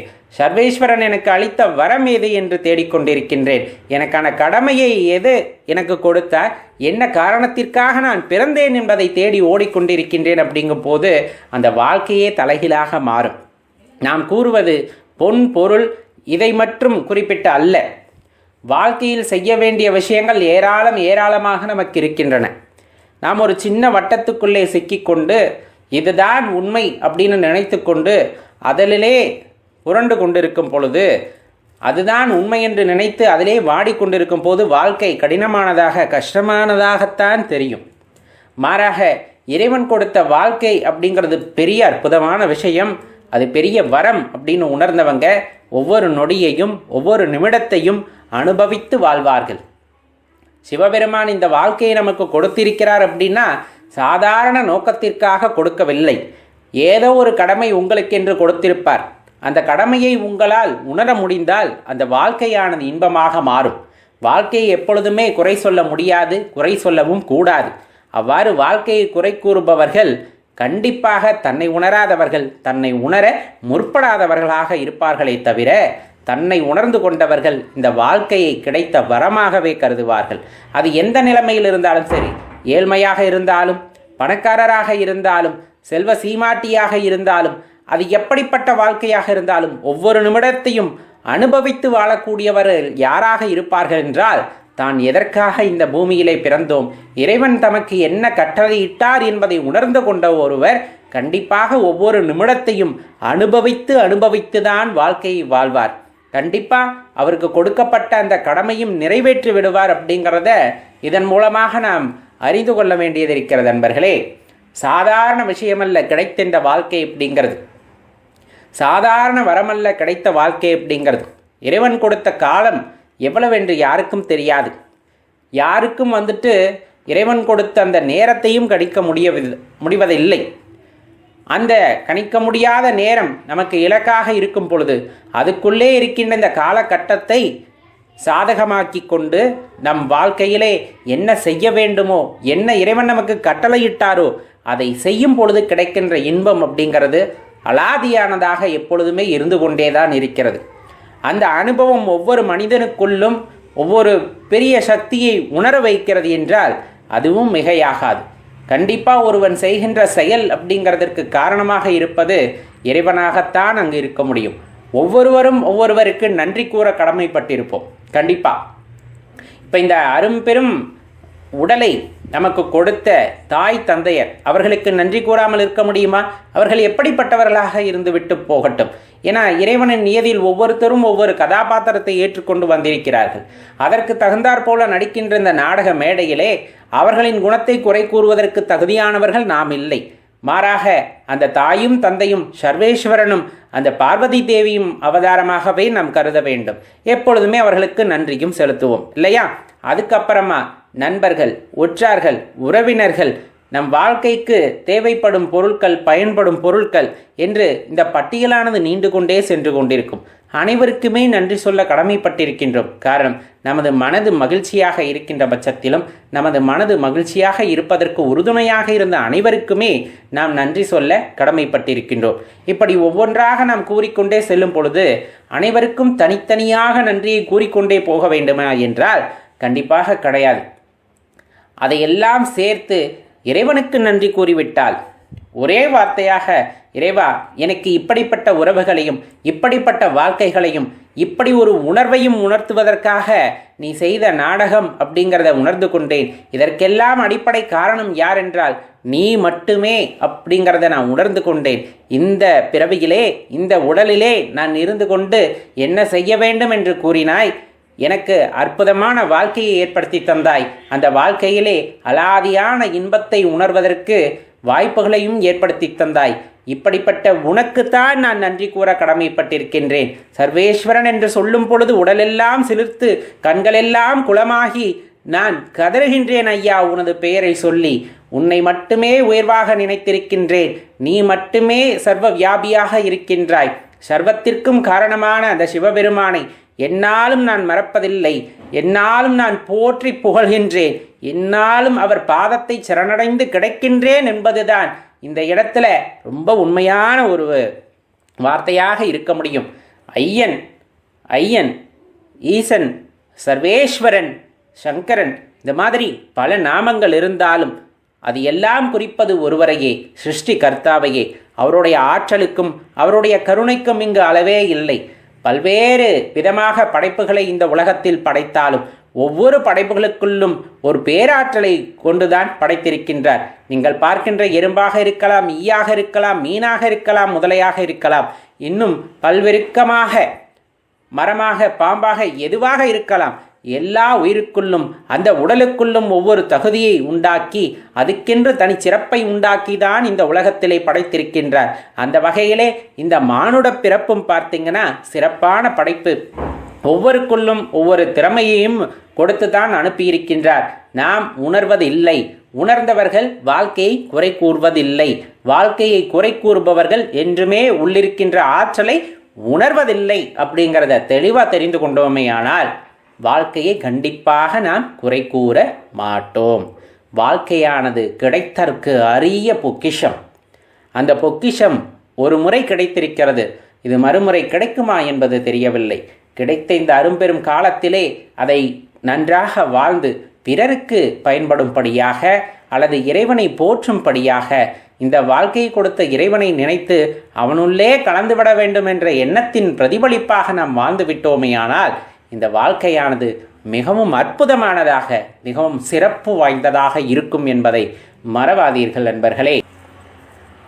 சில பேர் எப்போவுமே இறைவனோட நாமத்தை ஜெபம் செய்து கொண்டே இருப்போம். பஞ்சாட்சர மந்திரத்தை மனதினுள்ளே சொல்லி கொண்டே இருப்போம். கால அளவெல்லாம் கிடையாது. இரவு பகல் என்று கிடையாது, நடுநிசி என்று கிடையாது. மனதிலே எப்பொழுதெல்லாம் நாம் விழிப்பு நிலையில் இருக்கின்றோமோ அப்பொழுதெல்லாம் ஐயனோட மந்திரத்தை மனது சொல்லிக்கொண்டே இருக்கும். இப்போ இது இயல்பாக வந்துடுமானா இரத்தத்தினுள்ளே அல்லது இந்த உடல் எல்லாத்துலேயுமே அந்த சிவசிந்தனை கலந்துவிட்ட பின்னர் இது ஏற்படுகிறது.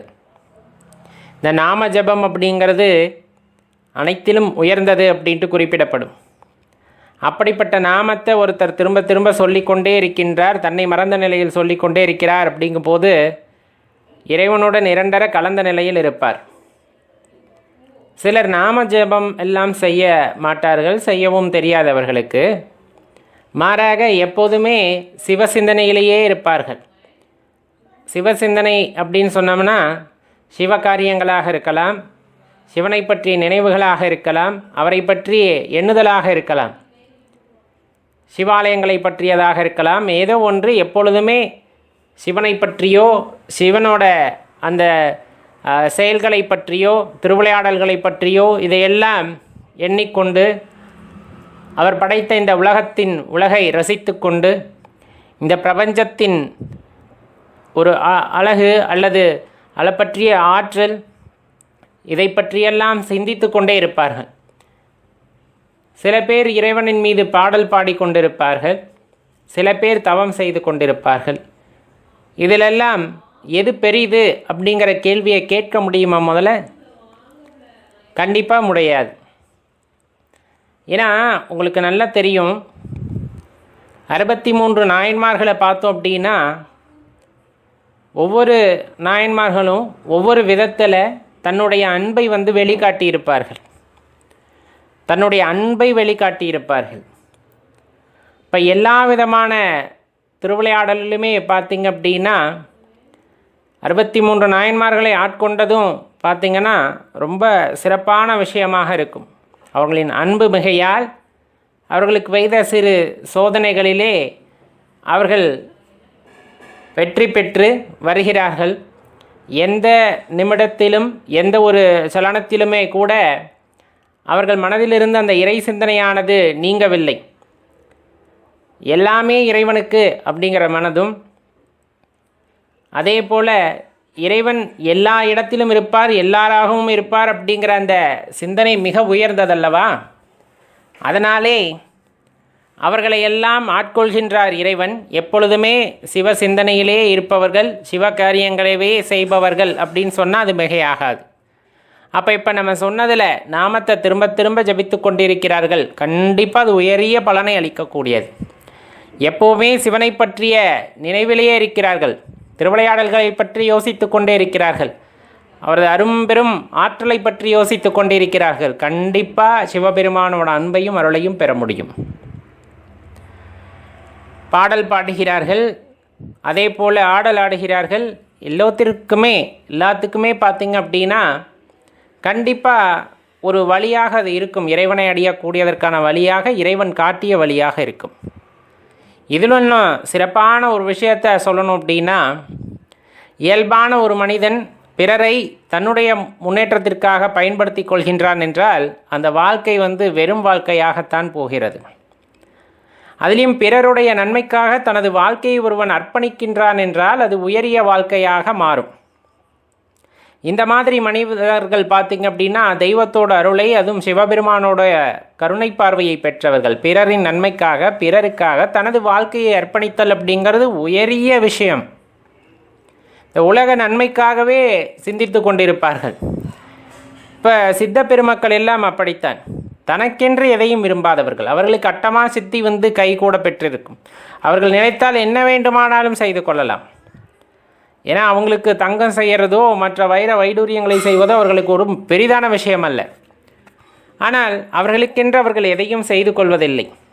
காரணம், அவர்கள் பிறருக்காக, பிறர் நலனை பேணுபவர்களாக இருக்கிறார்கள். சித்த பெருமக்கள் எப்போவுமே அப்படித்தான்.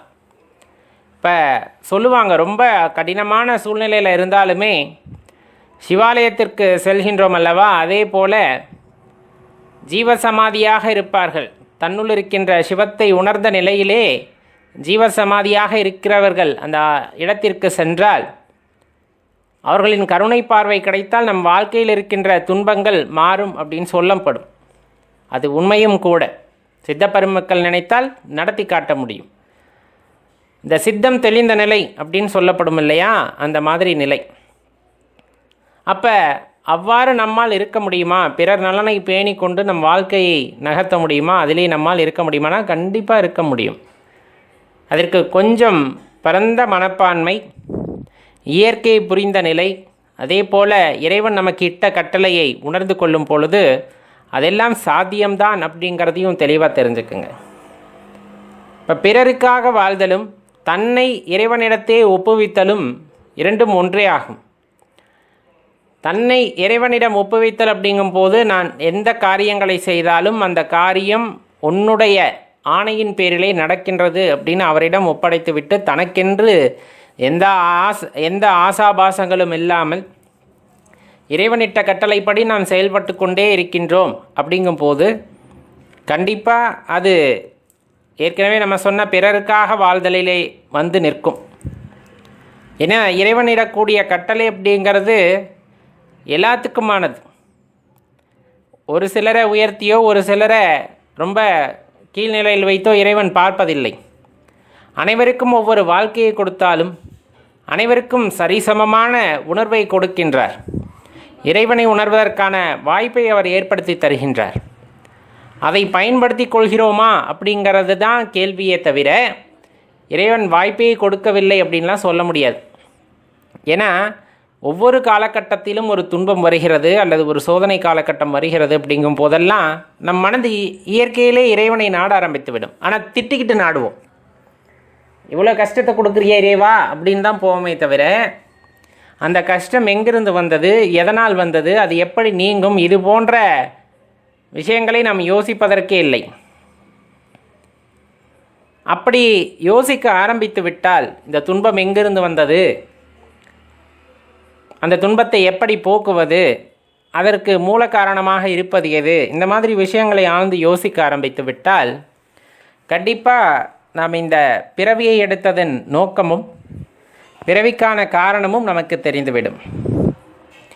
எந்த இடத்தில் துளைத்தோமோ அந்த இடத்தில்தான் தேட வேண்டும். அதே போல தான் துன்பம் ஏற்படுகிறது என்றால் அந்த இடத்திலே தான் எதனால் அந்த துன்பம் ஏற்பட்டது என்று தேட வேண்டும். அப்படி தேடும்போது உண்மையான காரணமானது அங்கு தெரிய வருகிறது. அதன் பலனாக நம்மால் அடுத்த நிலையை உணர முடிகிறது. சிவபெருமானை வழிபடுறோம், சிவபெருமானே எல்லாம் இருக்கோம். ஆனாலும் நம்ம ஒரு குறிப்பிட்ட நிலையை அடைவதற்கு ரொம்ப கடினமாக இருக்கிறது என்றால் முக்கியமான காரணங்கள் 2. ஒன்று, வருகின்ற துன்பத்தை ஏற்றுக்கொள்வதற்கு மனமில்லாமை. 2வது ஒன்று பார்த்திங்க அப்படின்னா எல்லாத்தையும் தள்ளி போடுறது. இந்த 2 விஷயத்தின் காரணமாகத்தான் நம்மளால் சிவபெருமானை உணர முடியாமல் போய்டுறது, தெரிந்து கொள்ள முடியாமல் போய்விடுகிறது. எப்படி அப்படின்னு கொஞ்சமாக ஆழ்ந்து யோசித்து பார்த்தோன்னா அதற்கான விடையானது கிடைக்கப்பெற்று வரும். இப்போ இயல்பாக பார்த்திங்கன்னா எந்த வேலையாகட்டும், இப்போ ஆன்மீக சாதகர்கள் வந்து எந்த வயசில் ஆன்மீக பயிற்சி அல்லது ஆன்மீகத்துக்குள்ளே நுழையலாம் அப்படின்னு பொதுவான கருத்து கேட்டோம்னா நம்ம சொல்கிறது, பொதுவான கருத்து அப்படிங்கிறது அதெல்லாம் குடும்ப வாழ்க்கையெல்லாம் முடிச்சுட்டு ஒரு 50 வயசுக்கு மேலே போக வேண்டியது, எதுக்கு இந்த சின்ன வயசுலேயே இந்த ஆன்மீகத்துக்கு போகிறது அப்படிங்கிற மாதிரியான கருத்து பொதுவாக நிலவுது. உண்மையாலுமே 50 வயசுக்கு அப்புறம் தான் அந்த ஆன்மீக தேடலை ஆரம்பிக்க வேண்டுமா அப்படின்னா கிடையவே கிடையாது. அதை தள்ளி போடக்கூடாத ஒரு விஷயம் அப்படின்னா அதுக்கு வயசு நிர்ணயித்து இந்த வயதிற்கு பிறகு ஆன்மீகத்துக்குள்ளே சென்று கொள்ளலாம் அப்படிங்கிற மாதிரி நினைக்கிறது. ஆன்மீகம்னா வேற என்னமோ நினச்சிக்கிறோம், அவ்வளோதான், வேற எதுவும் இல்லை. அந்த தேடுதல்ங்கிற எண்ணமே இல்லாமல் ஆன்மீகம்னாவே எல்லாத்தையும் விட்டுட்டு காட்டுக்குள்ளே போயிடுறது அப்படிங்கிற சிந்தனைக்கு வந்துடுறாங்க. அதுதான் பிரச்சனையே. உள்ளார்ந்த தேடுதல் எந்த வயதிலும் ஆரம்பிக்கலாம். இப்போ குடும்பத்தில் இருந்துக்கிட்டே அந்த ஆன்மீக பாதையில் அந்த தேடுதலை வந்துட்டு ஆரம்பிக்கலாம். ஆனால் எல்லாத்துக்குமே ஒரு விதிவிலக்கு மாதிரி ஒரு கொஞ்ச நாள் போட்டுமே அப்படிங்கிறது, இந்த ஒரு அலட்சியம்னு சொல்லுவோம் இல்லையா, அது வந்துட்டு எல்லா இடத்துலையுமே இருக்கும். இன்னும் கொஞ்ச நாள் போட்டும் அப்படிங்கிறது. அதே போல் எனக்கு இன்னும் கொஞ்சம் நல்ல குருமார்கள் கிடைத்திருந்தால் நான் இன்னும் அற்புதமாக வந்திருப்பேன் அப்படின்னு சொல்லக்கூடியது. இந்த மாதிரி எல்லாத்துலேயுமே இன்னும் கொஞ்சம் நல்ல, இன்னும் கொஞ்சம் நேரம், இந்த மாதிரி வார்த்தைகள் தான் ஆன்மீகத்தில் நம்மளுக்கு ஒரு பெரிய சறுக்கலை உண்டாக்கிவிடும். நாளை நாளை நாளைக்கு அப்புறம் இப்படிங்கிற வார்த்தை எல்லாமே நம்மளுக்கு பெரிய சறுக்கலை உண்டாக்கக்கூடியது அப்படிங்கிறத தெளிவாக தெரிஞ்சுக்குங்க. ரெண்டாவது முக்கியமான விஷயம் அப்படிங்கிறது துன்பத்தை ஏற்றுக்கொள்ள மனமில்லாமை அப்படின்னு சொல்லக்கூடியது. துன்பம் அப்படிங்கிறது, சோதனை அப்படிங்கிறது எல்லாமே கண்டிப்பாக இருக்கத்தான் செய்யும். தெளிவாக தெரிஞ்சுக்கங்க. ஆன்மீக வழியில் போகிறீங்க அப்படின்னா சோதனைகள் இருக்கத்தான் செய்யும். ஏன் இப்போ நீங்கள் பேசாதீங்க, செயலாற்றாதீங்க, யோக நிலையிலே இருங்க. யோக நிலையில் இருக்கும்போது கண்டிப்பாக நம்மளால் அந்த சிந்தனைகளை ஒருமுகப்படுத்தி இருக்க முடியுமானா கிடையாது. ஆரம்ப காலகட்டத்திலே நம்ம அந்த தியான நிலைக்கு போகும்போது பார்த்திங்கன்னா பல்வேறு சிந்தனைகள் வரும். அது இந்த ஜென்மான்னு கிடையாது, நம்ம எடுத்த 7 ஜென்மத்திலும் நாம் அந்த ஊழ்வினை இருக்கு இல்லையா, அந்த வினையின் காரணமாக வந்த எல்லா விஷயங்களும் நம்ம அந்த தியானத்திலிருந்து கலைக்க பார்க்கும். அது எல்லாம் தாண்டி நீங்கள் ஒருநிலைப்படுத்துகிறீங்க அப்படிங்கும்போது தான் அதில் ஒரு தெளிவான நிலைக்கு வர முடியும். அதே போல் எப்போ நீங்கள் வந்துட்டு உண்மையாக ஆன்மீக பாதையில் இறைவனை தேட வேண்டும் என்று நினைக்கிறீர்களோ, இந்த பிறப்பிலிருந்து விடுபட வேண்டும் என்று நினைக்கிறீர்களோ, அப்போ இந்த வினையெல்லாம் கழிவதற்கு உங்களுக்கு இன்னும் அனுபவிக்க வேண்டிய கர்மான்னு ஒன்று இருக்கும்ல, அதெல்லாம் வேகமாக வந்து சேருகிறது. இயல்பாக நடந்திருந்தீங்க அப்படின்னா அது கொஞ்சம் கம்மியாக இருந்திருக்கும். நம்ம இறைவனை தேட ஆரம்பிக்கின்றோம், எனக்கு பிறப்பு வேண்டாம் அப்படின்னு நினைக்கிறோம் அப்படிங்கும்போது கண்டிப்பாக அதோட தாக்கம் அதிகமாக இருந்தாலும் இருக்கும். முற்பிறவியில் செய்த கர்மாக்களோட தொடர்ச்சி இன்னும் இருக்குது. ஆனால் இவனுக்கு ஒரு தெளிவான பாதையை கொடுத்து இவனோட பிறப்பை அறுத்து விடலாம் அப்படின்னா அதை தாங்கக்கூடிய பக்குவம் இருக்கா இல்லையோ உங்களுக்கு கொடுத்து பார்ப்பாங்க இல்லையா. அப்போ நீங்கள் தாங்கிக்கிறீங்கும் போது அந்த கர்மா தோடு நிவர்த்தி ஆகின்றது. இல்லை உங்களால் முடியலன்னா என்ன ஆகிடுது அப்படின்னா, இவ்வளவெல்லாம் என்னால் முடியல, சோதனை தாங்க முடியலன்னா ஆன்மீக பாதையிலிருந்து வெளியே வந்துடுறாங்க. அப்படிங்கும் போது அவங்களுக்கு தொடர்ந்து அந்த இல்வாழ்க்கையானது அல்லது இந்த பூமியிலே பிறப்பெடுக்க வேண்டிய அவசியமானது ஏற்படுகிறது. இதில் யாரை சொல்லி குத்தோம்? இந்த இடத்துல இறைவன் நமக்கு கொடுத்த வாய்ப்பையும் நாம் வேறு விதமாக நினைத்து கொண்டு நாம் அதிலிருந்தே பின்வாங்கும் போது இறைவன் சரி உனக்கு இயல்பான வாழ்க்கை இருந்து விட்டு போகிறது என்று விட்டுவிடுகிறார். அந்த சோதனைகளை எல்லாம் தாண்டி, இதெல்லாம் இறைவன் கொடுத்தது, எந்த விதமான சோதனையாக இருந்தாலும் சரி, பணமாக இருந்தாலும், பொருளாக இருந்தாலும், உறவுகளாக இருந்தாலும், எந்த மூலியமாக உங்களுக்கு சோதனைகள் வந்தாலும் அந்த சோதனைகளிலிருந்து வென்று வரும் பொழுது தான் அந்த கர்மாக்களோட தொடர்ச்சி வந்துட்டு நம்மளுக்கு சரியாகுது. அது நம்ம அனுபவிக்க வேண்டியதெல்லாம் அனுபவித்து அதையெல்லாம் கழித்து விடும் போது தான் நமக்கு அந்த பிறப்பெரு நிலை அப்படிங்கிறது அதை நோக்கி நம்மால் பயணிக்க முடியுமே தவிர வருவதை கண்டு அஞ்சி கொண்டு அப்போ இறைவனை வழிபட்டால் இவ்வளவு கஷ்டம் வருதப்பா அப்படின்னு நீங்கள் நினச்சிட்டீங்க அப்படிங்கும்போது கண்டிப்பாக அதுக்கான பக்குவ நிலை இன்னும் நாம் அடையவில்லை அப்படிங்கிறத தெளிவாக தெரிஞ்சுக்கணும். ஏன்னா ஆன்மீகம் அப்படிங்கிறதோ அல்லது அந்த பிறப்பற்ற நிலை அப்படிங்கிறதோ அவ்வளவு சாதாரண விஷயம் அல்ல. அதை ஒரு சின்ன வயசில் ஒரு 10 வயசு குழந்தை பேசினாலும், 20 வயசில் இருக்க ஒருத்தர் பேசினாலும், 30 வயசில் இருக்கவங்க பேசினாலும், 50 வயதில் ஒருத்தர் பேசினாலும் அவரவர் கர்மாக்கு ஏற்றபடியே எல்லாம் வந்து சேர்கிறது. இப்போ உதாரணத்துக்கு நம்ம பயன்படுத்தக்கூடிய இந்த பேட்ரின்னு சொல்லுவாங்க இல்லையா, அந்த மின்கலம் இருக்குது இல்லையா, அதை பார்த்திங்கன்னா அதோட கொள்ளளவு அப்படின்னு ஒன்று இருக்கும். இப்போ நீங்கள் கடிகாரத்துக்கு மாற்ற பேட்டரியாக இருக்குது அப்படின்னா அது ஒரு குறிப்பிட்ட அளவு தான் அதுக்குள்ளே மின்னாற்றலை தக்க வைத்து கொள்ள முடியும். அதே நீங்கள் ரேடியோவுக்கு போடுறதா இருந்ததுன்னா கொஞ்சம் அதிகமாக தக்க வைத்துக்கும். இல்லை பெரிய பெரிய பேட்டரியில் நீங்கள் சேமிக்கிறீங்க மின்னாற்றல் அப்படின்னா கொஞ்சம் அதிகமாக இருக்கும். இப்போ உடலும் அது போல தான், நமக்குன்னு ஒரு கொள்ளளவு இருக்கும். ஆன்மீக சக்தியாக இருக்கட்டும் அல்லது எந்தவித ஆற்றலாக இருக்கட்டும், அந்த ஆற்றலை உள்வாங்கிக்கக்கூடிய அளவு அப்படிங்கிறது ஒவ்வொருத்தரை பொறுத்து மாறும். ஏன் இதை நான் இந்த இடத்துல சொல்கிறேன் அப்படின்னா, ஒருத்தர் இன்னொருத்தரை பார்த்து பொறாமப்படுறது ஆன்மீகத்தில் இது இருக்குது, இல்லைன்னா சொல்ல முடியாது. நல்ல தெளிவானவர்களுக்கு இந்த கண்ணோட்டம் இருக்கவே இருக்காது. அவங்களுக்கு தகுந்த மாதிரி நடக்குது அப்படின்ட்டு போயிடுவாங்க. ஆனால் இந்த ஆன்மீகத்துலேயும் ஒரு போட்டி பொறாமை, அதாவது அப்போ தான் அந்த ஆன்மீகத்துக்குள்ளே நுழையிறாங்க, இந்த ஆன்மீக தேடலை ஆரம்பிக்கிறார்கள். அப்படிங்கும்போது தனக்கு முன்னே செல்கிறவங்களை பார்த்து ஒரு சலனம் ஏற்படுதல் அப்படிங்கிறது அதுவே தவறு அப்படிங்கிறோம். ஏன் அப்படின்னா, அவங்க செய்ததின் பலனாக, அவர்கள் முற்பிறவியோட கர்ம பலனின் காரணமாக அவர்களின் அந்த இரையாற்றலை ஏற்றுக்கொள்ளும் அளவு அவர்களுக்கு அதிகமாக இருக்கிறது. சின்ன பிள்ளைங்க ஒரு 15-16 வயசில் குழந்தைங்களுக்கெல்லாம் ஆன்மீகத்தோட அந்த தேடுதல் நிறைய பேர்த்துக்கு இப்போல்லாம் இருக்குது. அப்போ அதெல்லாம் என்ன வகையில் வருதுன்னு யோசிச்சு பாருங்களேன். 60 வயசில் ஒருத்தருக்கு கிடைக்காத ஞானம் 16 வயசில் ஒரு குழந்தைக்கு கிடைக்குது அப்படின்னா அதெல்லாம் பூர்வ ஜென்ம கர்மா. அவர்கள் போன ஜென்மத்திலேயே நிறைய தேடுதலை தொடங்கி இருக்கிறார்கள், நிறைய விஷயங்களை அவங்க உள்வாங்கி கொண்டு இருக்கிறாங்க. அன்னைக்கு அவங்களுக்கு கிடைச்ச கூட்டு, அதாவது அந்த உடல் அப்படிங்கிறது பலவீனமானதன் காரணமாக வேறொரு உடலை தேடி அந்த ஆன்மா வந்திருக்கிறது. அப்போ அதோட தொடர்ச்சியாக போகும்போது 10 வயசு 15 வயசில் அவங்க ஆன்மீக பாதையில் ஒரு நல்ல நெறிக்கு போயிடுறாங்க. 60 வயசாகி எனக்கு சில விஷயங்களை புரிஞ்சு கொள்ள முடியல அப்படின்னா இப்போ தான் நம்ம ஆரம்பிச்சிருக்கோம் அப்படின்னு அர்த்தம். அப்போ இன்னும் தேடுதலை விரைவுபடுத்த வேண்டும் அப்படிங்கிறத தெரிஞ்சுக்கணும். அப்போ இந்த மாதிரி காரணங்களால் தான் நம்மளால் இறைவனை உணர முடியாமல் போய்விடுகிறது. ஒன்று, அந்த சோதனைகளோ துன்பமோ வரும்போது அதை ஏற்றுக்கொள்ளும் மனப்பக்குவம் இல்லாமையின் காரணமாகவும், அதே போல் காலம் தாழ்த்துவதின் காரணமாக, எல்லாத்தையும் தள்ளி போடுறதன் காரணமாகத்தான் நம்மளால் இறைவனை உணர்தலையோ அல்லது இறைவனை அடைதலையோ ஒரு பின்வாங்குகின்ற நிலையோ அல்லது தாமதமோ ஆகிறது அப்படின்னு தெரிஞ்சுக்கிட்டோன்னா, இனிமேல் அந்த தாமதம் இல்லாமல் எல்லா சோதனைகளையும் எதிர்கொள்ளக்கூடிய மனதுடன் பயணிக்கும் பொழுது கண்டிப்பாக இறைவனை உணர்ந்து கொள்ள முடியும். இதுக்கு போகிறோம், சிவபெருமானை பார்க்குறோம், கையெடுத்து கும்பிடுறோம், ஏதாச்சும் வேண்டணும் அப்படின்னு நினச்சி போனாலும் வேண்ட முடியறதில்ல, ஏதாச்சும் கேட்கணும்னு போனாலும் கேட்க முடியறதில்ல. அப்படியே ஸ்தம்பிச்சு போய் மலைச்சு போய் அவரை பார்த்துட்டு அப்படியே வெளியே வந்துடுறோம். வந்ததுக்கப்புறம் தான் தோணுது ஏதாச்சும் கேட்டிருக்கலாமோ அப்படின்ட்டு. ஆனால் கேட்க தோணவில்லை. ஏன்? நல்லா தெரிஞ்சுக்குங்க. சிவத்தத்துவத்தை கொஞ்சம் கொஞ்சமாக உள்வாங்க ஆரம்பிச்சிட்டிங்க அப்படிங்கிறது தான் அதோட அர்த்தம் அப்படிங்கிறத தெளிவாக தெரிஞ்சுக்குங்க. இயல்பாக நம்ம வாழ்க்கையில் இருக்கோம் அப்படின்னா போய் இறைவன் முன்னாடி போய் நின்றுக்கிட்டு ஒரு பேப்பரில் எழுதிட்டு போய் வரிசையாக கேட்குற மாதிரி, ஐயா எனக்கு இது வேணும் அது வேணும் அப்படின்ட்டு கேட்டலாம். ஆனால் எப்போ சிவத்தத்துவத்தை சிவபெருமானை மனதார நீங்கள் ஏற்றுக்கொண்டீர்களோ அப்பொழுதே வேண்டுவதற்கு எதுவும் இல்லாமல் போய்விடுகிறது.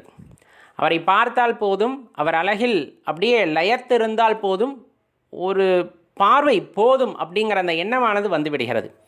அதனால தான் ஆலயத்தில் போனால் அவரை மட்டும் பார்க்க தோணும், அவரை மட்டும்தான் பார்க்க தோணும்.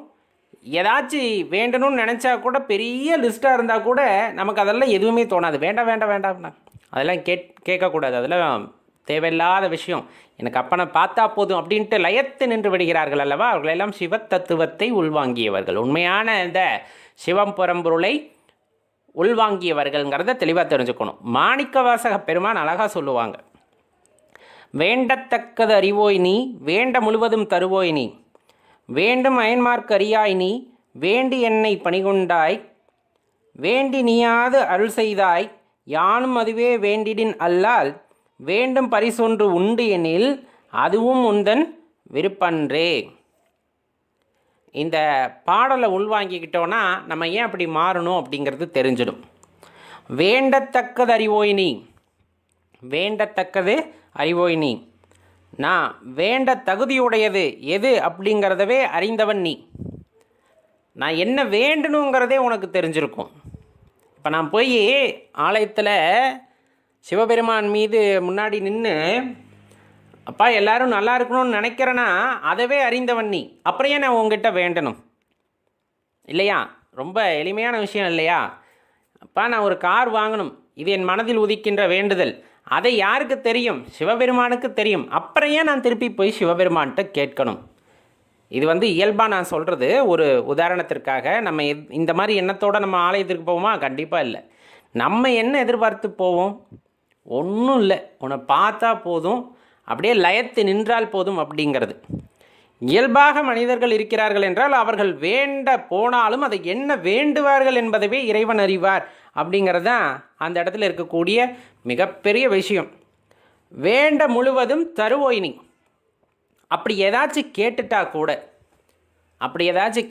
கூட அப்படியே தந்துடுவார். அதில் எந்த குறையும் இல்லை. இப்போ நம்ம அப்பாட்ட போய், அப்பா இந்த மாதிரி எனக்கு ஐஸ் வேணும் அப்படின்னு கேட்டோம்னா அப்பா வாங்கி தந்துடுறாரு இல்லையா? குழந்தை.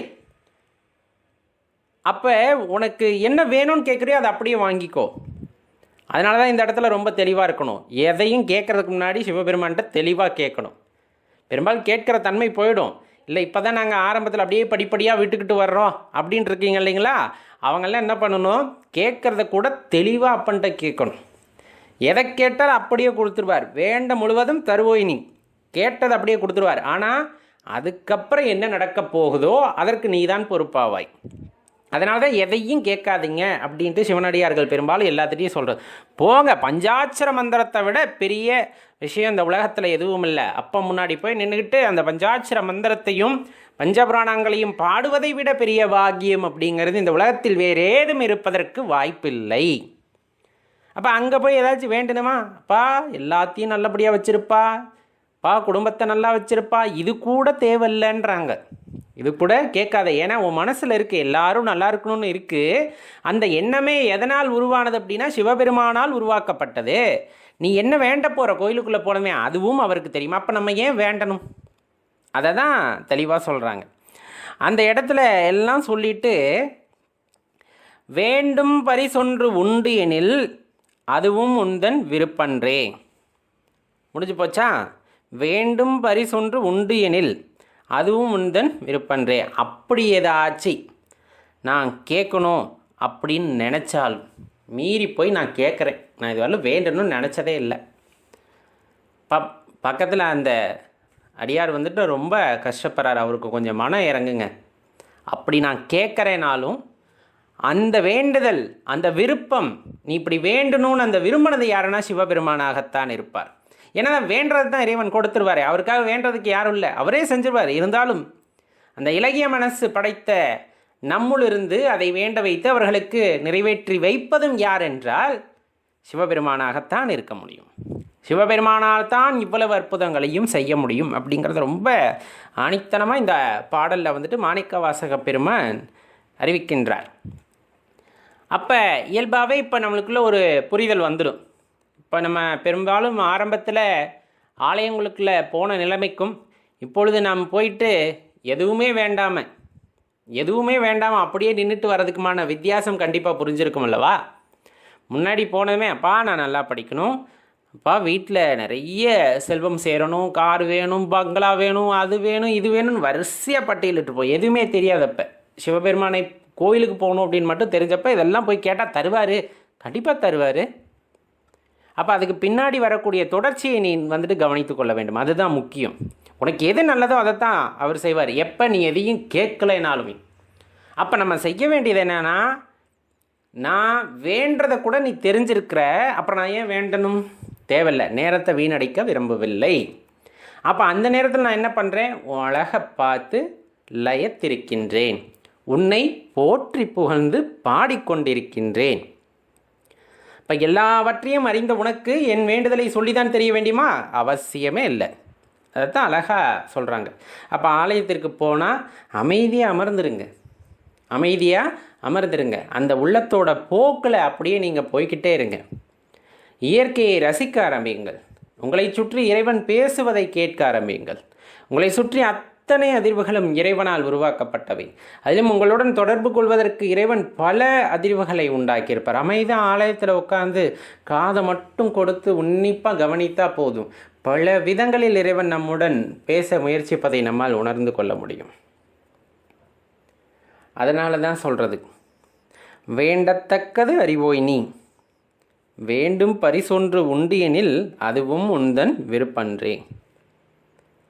அப்போ நான் ஏதாச்சும் தப்பித்தவறி வேண்டணும்னு நினச்சா கூட அது உன்னோட விருப்பமாக தான் இருக்கும். அடுத்த வாக்கியம் பார்த்தீங்கன்னா, வேண்ட முழுவதும் தருவோய் நீ. அப்படி நான் ஏதாச்சும் வேண்டிட்டாலும் அது அப்படியே தந்துட போகிறேன். அப்போ நான் எதுக்கு வேண்டணும், நான் எதுக்கு உன்கிட்ட கேட்கணும்? கேட்காமலே தரக்கூடிய நாயகன் அல்லவோ நீ. இந்த உடலில் இந்த உயிர் இருக்கிறது, அதற்கு என்ன தேவை என்பதை அறிந்தறிந்து ஒவ்வொன்றையும் செய்கின்ற உனக்கு தெரியாதா எனக்கு என்ன வேண்டும் என்று? அடுத்து நான் என்ன ஆக வேண்டும் என்று உனக்கு தெரியாதா? அப்படிங்கிற அந்த ஏக்கமானது அடியார்கள் மனதிலே எப்பவும் இருக்கும். அதனால தான் போனால் இறைவனையோடு போற்றி புகழ்வதோடு அடியார்கள் நிறுத்தி கொள்வார்கள். காரணம் எல்லாமே அவருக்கு தெரிஞ்சது, நம்ம எதுவும் சொல்கிறதுக்கு இல்லை அப்படின்னு. அந்த நிலை வந்துட்டாலே ஓரளவுக்கு நல்ல பக்குவப்பட்ட நிலையை நோக்கி நாம் பயணிக்கிறோம் அப்படிங்கிறத தெரிந்து கொள்ளுங்கள். ஓம் நம சிவாய அப்படிங்கிற இந்த மந்திரத்தை தினமும் ஒரு முறையாவது கூறுங்கள். உங்கள் குழந்தைகளுக்கும் இதை அறிவுறுத்துங்கள். இது உள்ள தூய்மையோடு நம்மை ஒரு மேன்மையான நிலைக்கு அழைத்து செல்லக்கூடிய அற்புத பொக்கிஷம் அப்படிங்கிறத மறந்துட வேண்டாம். இன்றைய தொகுப்பில் நம்ம என்ன பார்க்க இருக்கோன்னா, பெரும்பாலும் பல வருடங்களாக, பல மாதங்களாக அல்லது நினைவு தெரிந்த வகையில் நான் சிவபெருமானை பற்றி எண்ணிக்கொண்டிருக்கின்றேன், அவரை பற்றி வழிபட்டு கொண்டிருக்கின்றேன். நான் என்னமோ தெரியல, இப்போ ஒரு இடைப்பட்ட சில காலங்கள் என்னால் சரியாக வழிபட முடியல அப்படின்னு ஒரு சாரார். சில பேர் சிவபெருமானை வழிபட்டால் என்ன ஆகப் போகிறது, நான் ஏன் வழிபட வேண்டும் அப்படின்ட்டு கேள்வி கேட்பவர்கள் ஒரு சில சாரார். நான் முயற்சியெல்லாம் செய்கின்றேன், கோவிலுக்கு போகணும்னு முயற்சி செய்கிறேன், சாமியை வழிபடணும்னு நினைக்கிறேன், ஆனால் என்னால் முடியலை அப்படின்னு நினைக்கிற ஒரு சிலர் இருக்கத்தான் செய்கிறார்கள். இப்படி இருக்கையில் நம்ம தெளிவாக தெரிந்து கொள்ள வேண்டியது, பொதுவாக வழிபாடு அப்படிங்கிறது இந்த உடல் சுத்தம் சம்பந்தப்பட்ட விஷயம் சார்ந்து இருந்தாலும், ஏன்னா இந்த விரதம் இந்த மாதிரியான விஷயங்கள் எல்லாமே நம்ம உடல் சுத்தம் சார்ந்தது. அதையும் தாண்டி நமது உள்ள சுத்தம், உள்ளிருக்கின்ற அந்த மனதானது தூய்மையாக வேண்டும் அப்படிங்கிறதுக்காகத்தான் இந்த வழிபாடு அப்படிங்கிறத தெளிவாக தெரிஞ்சுக்கணும்.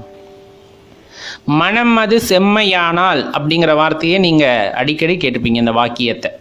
மனம் அது செம்மையானால் மந்திரம் செபிக்க வேண்டா, இந்த வார்த்தையை கேட்டிருக்கீங்களா? அப்போ இந்த மனமானது செம்மையாக வேண்டுமென்றால் தெளிவடைந்தால் அப்படிங்கிறத தெளிவாக புரிஞ்சுக்குங்க. மனம் அது செம்மையானால் மந்திரம் செபிக்க வேண்டாம். ஏன்னா அது தெளிவடைந்து விட்டது, அது உணர்ந்து விட்டது அப்படிங்கும்போது முடிஞ்சு போச்சு.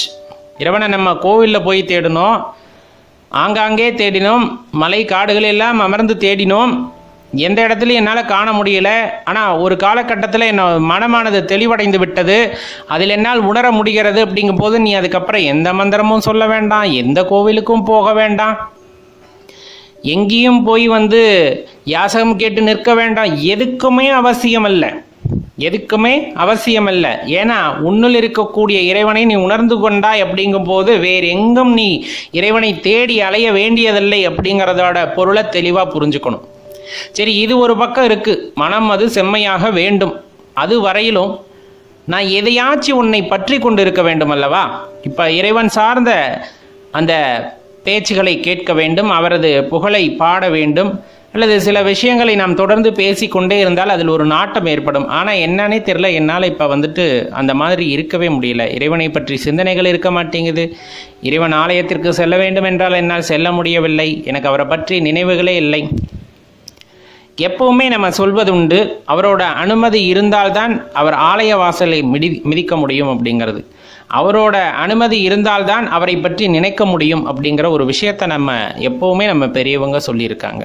அவன் அருளாலே அவன்தாள் வணங்கி அப்படிங்கிற அந்த வாக்கியத்திலிருந்தே நாம் தெரிந்து கொள்ளலாம். அவருடைய அருள் இருக்கும்போது கண்டிப்பாக நம்மால் அவரை நினைக்க முடியும், அவரை புகழ முடியும், அவரை பற்றி பேச முடியும். இன்னும் ஏராளம் ஏராளம் அவர் அருள் இருந்துவிட்டால் எதையும் செய்து விடலாம் அப்படிங்கிற அந்த துணிவு நமக்குள் வந்துவிடும். ஆனால் ஏன் இப்போ என்னால் வழிபட முடியல, ஏன் என்னால் இப்போ வழிபட முடியல, ஏன் நான் போகணும்னு நினைத்தாலும் போக முடியல அப்படிங்கிறதெல்லாம் இதில் இருக்கக்கூடிய ஒரு சின்ன சின்ன விளையாட்டு. நம்ம நிறைய படிச்சிருப்போம், இறைவனோட திருவிளையாடல்கள் அப்படின்னு சொல்லிட்டு படிச்சிருப்போம். அதாவது பிட்டுக்காக போய் மண் சுமந்தார், இது மாதிரி நிறைய அற்புதங்களை நிகழ்த்தினார் இறைவன் அப்படின்ட்டு. நம்ம என்ன நினச்சிக்கிறோம், அப்போ நடந்த அந்த திருவிளையாடல்கள் மட்டும்தான் இறைவன் வந்து நடத்தினார் அப்படிங்கிறது மாதிரி நம்ம நினச்சிக்கிட்டு அதை படிப்பதோடு நிறுத்தி கொள்கின்றோம். அதுதான் இப்போ நம்ம கோவிலுக்கு போக முடியாதது, அவரை வழிபட முடியாதது, இந்த மாதிரி நம்ம சொல்கிற 1000 காரணங்களுக்கு ஈடானது.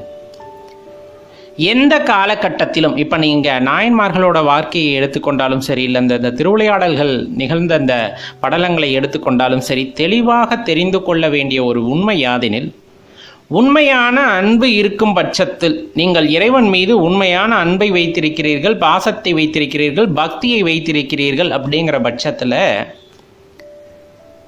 இறைவன் அதை சோதிப்பது தவறா? சிவபெருமான் அதை சோதிப்பது தவறா? இப்போ நம்ம பள்ளிக்கூடம் போகிறோம், 5 பாடம் படிக்கிறோம், நான் படித்து முடிச்சிட்டேன் அப்படின்னு அடுத்த வகுப்புக்கு போகணுன்னு நினைக்கும் போது அதற்கு வாய்ப்பில்லை அல்லவா? குறைந்தபட்சம் ஒரு தேர்வு அப்படிங்கிறது அங்கே இருக்குது. அதை எழுதி நம்மை நாம் நிரூபணம் செய்து கொள்ள வேண்டியது இருக்கிறது, அடுத்த வகுப்பிற்கு தகுதியாகிவிட்டேன் அப்படிங்கிறத. அப்போ அந்த வகையில் பக்தி மார்க்கத்தில், பக்தி நெறியில் நீங்கள் ஒரு மைல்கல்லை தொட்டு விட்டீர்கள் அப்படின்னு எப்போ நீங்கள் உணர்ந்து கொள்ள முடியும்? அப்போ அந்த இடத்திற்கு ஒரு திருவிளையாடல் நிகழ்த்தப்பட வேண்டும். அதாவது ஒரு பரீட்சை மாதிரின்னு வச்சுக்குங்க. அப்போ தொடர்ந்து வழிபட்டுக்கிட்டு இருந்தோம், உருகி உருகி பாடிக்கிட்டு இருந்தோம், எது கிடைத்தாலும் இறைவனுக்கு சமர்ப்பணம் செய்தோம், எல்லாம் இறைவன் என்று நினைத்திருந்தோம். ஆனால் ஒரு காலகட்டத்தில் என்னால் நினைவுகளே வர முடியலைங்க போது அது உங்களுக்கான தேர்வு காலம். அது உங்களுக்கான தேர்வு காலம். அதில் நீங்கள் எப்படி வெற்றி பெறப் போகிறீர்கள் அப்படிங்கிறது உங்கள் கையில் தான் இருக்குது. இந்த வழியிலேயே போனேன்ப்பா, கோயில் வாசலில் தான் போனேன், என்னால் உள்ளே போக முடியல, நிஜமாலுமே போக முடியலையா? உங்களை கயிறு போட்டு கட்டினது யார்? கிடையாது இல்லையா? நம்ம மனசு தான். இன்னொரு நாளைக்கு வந்துக்கலாமே அப்படின்னு சொல்லும். அதை மீறி அந்த தேர்வில் நாம் வெற்றி பெற வேண்டும் என்றால் ஆலயத்திற்குள் சென்றாக வேண்டும்.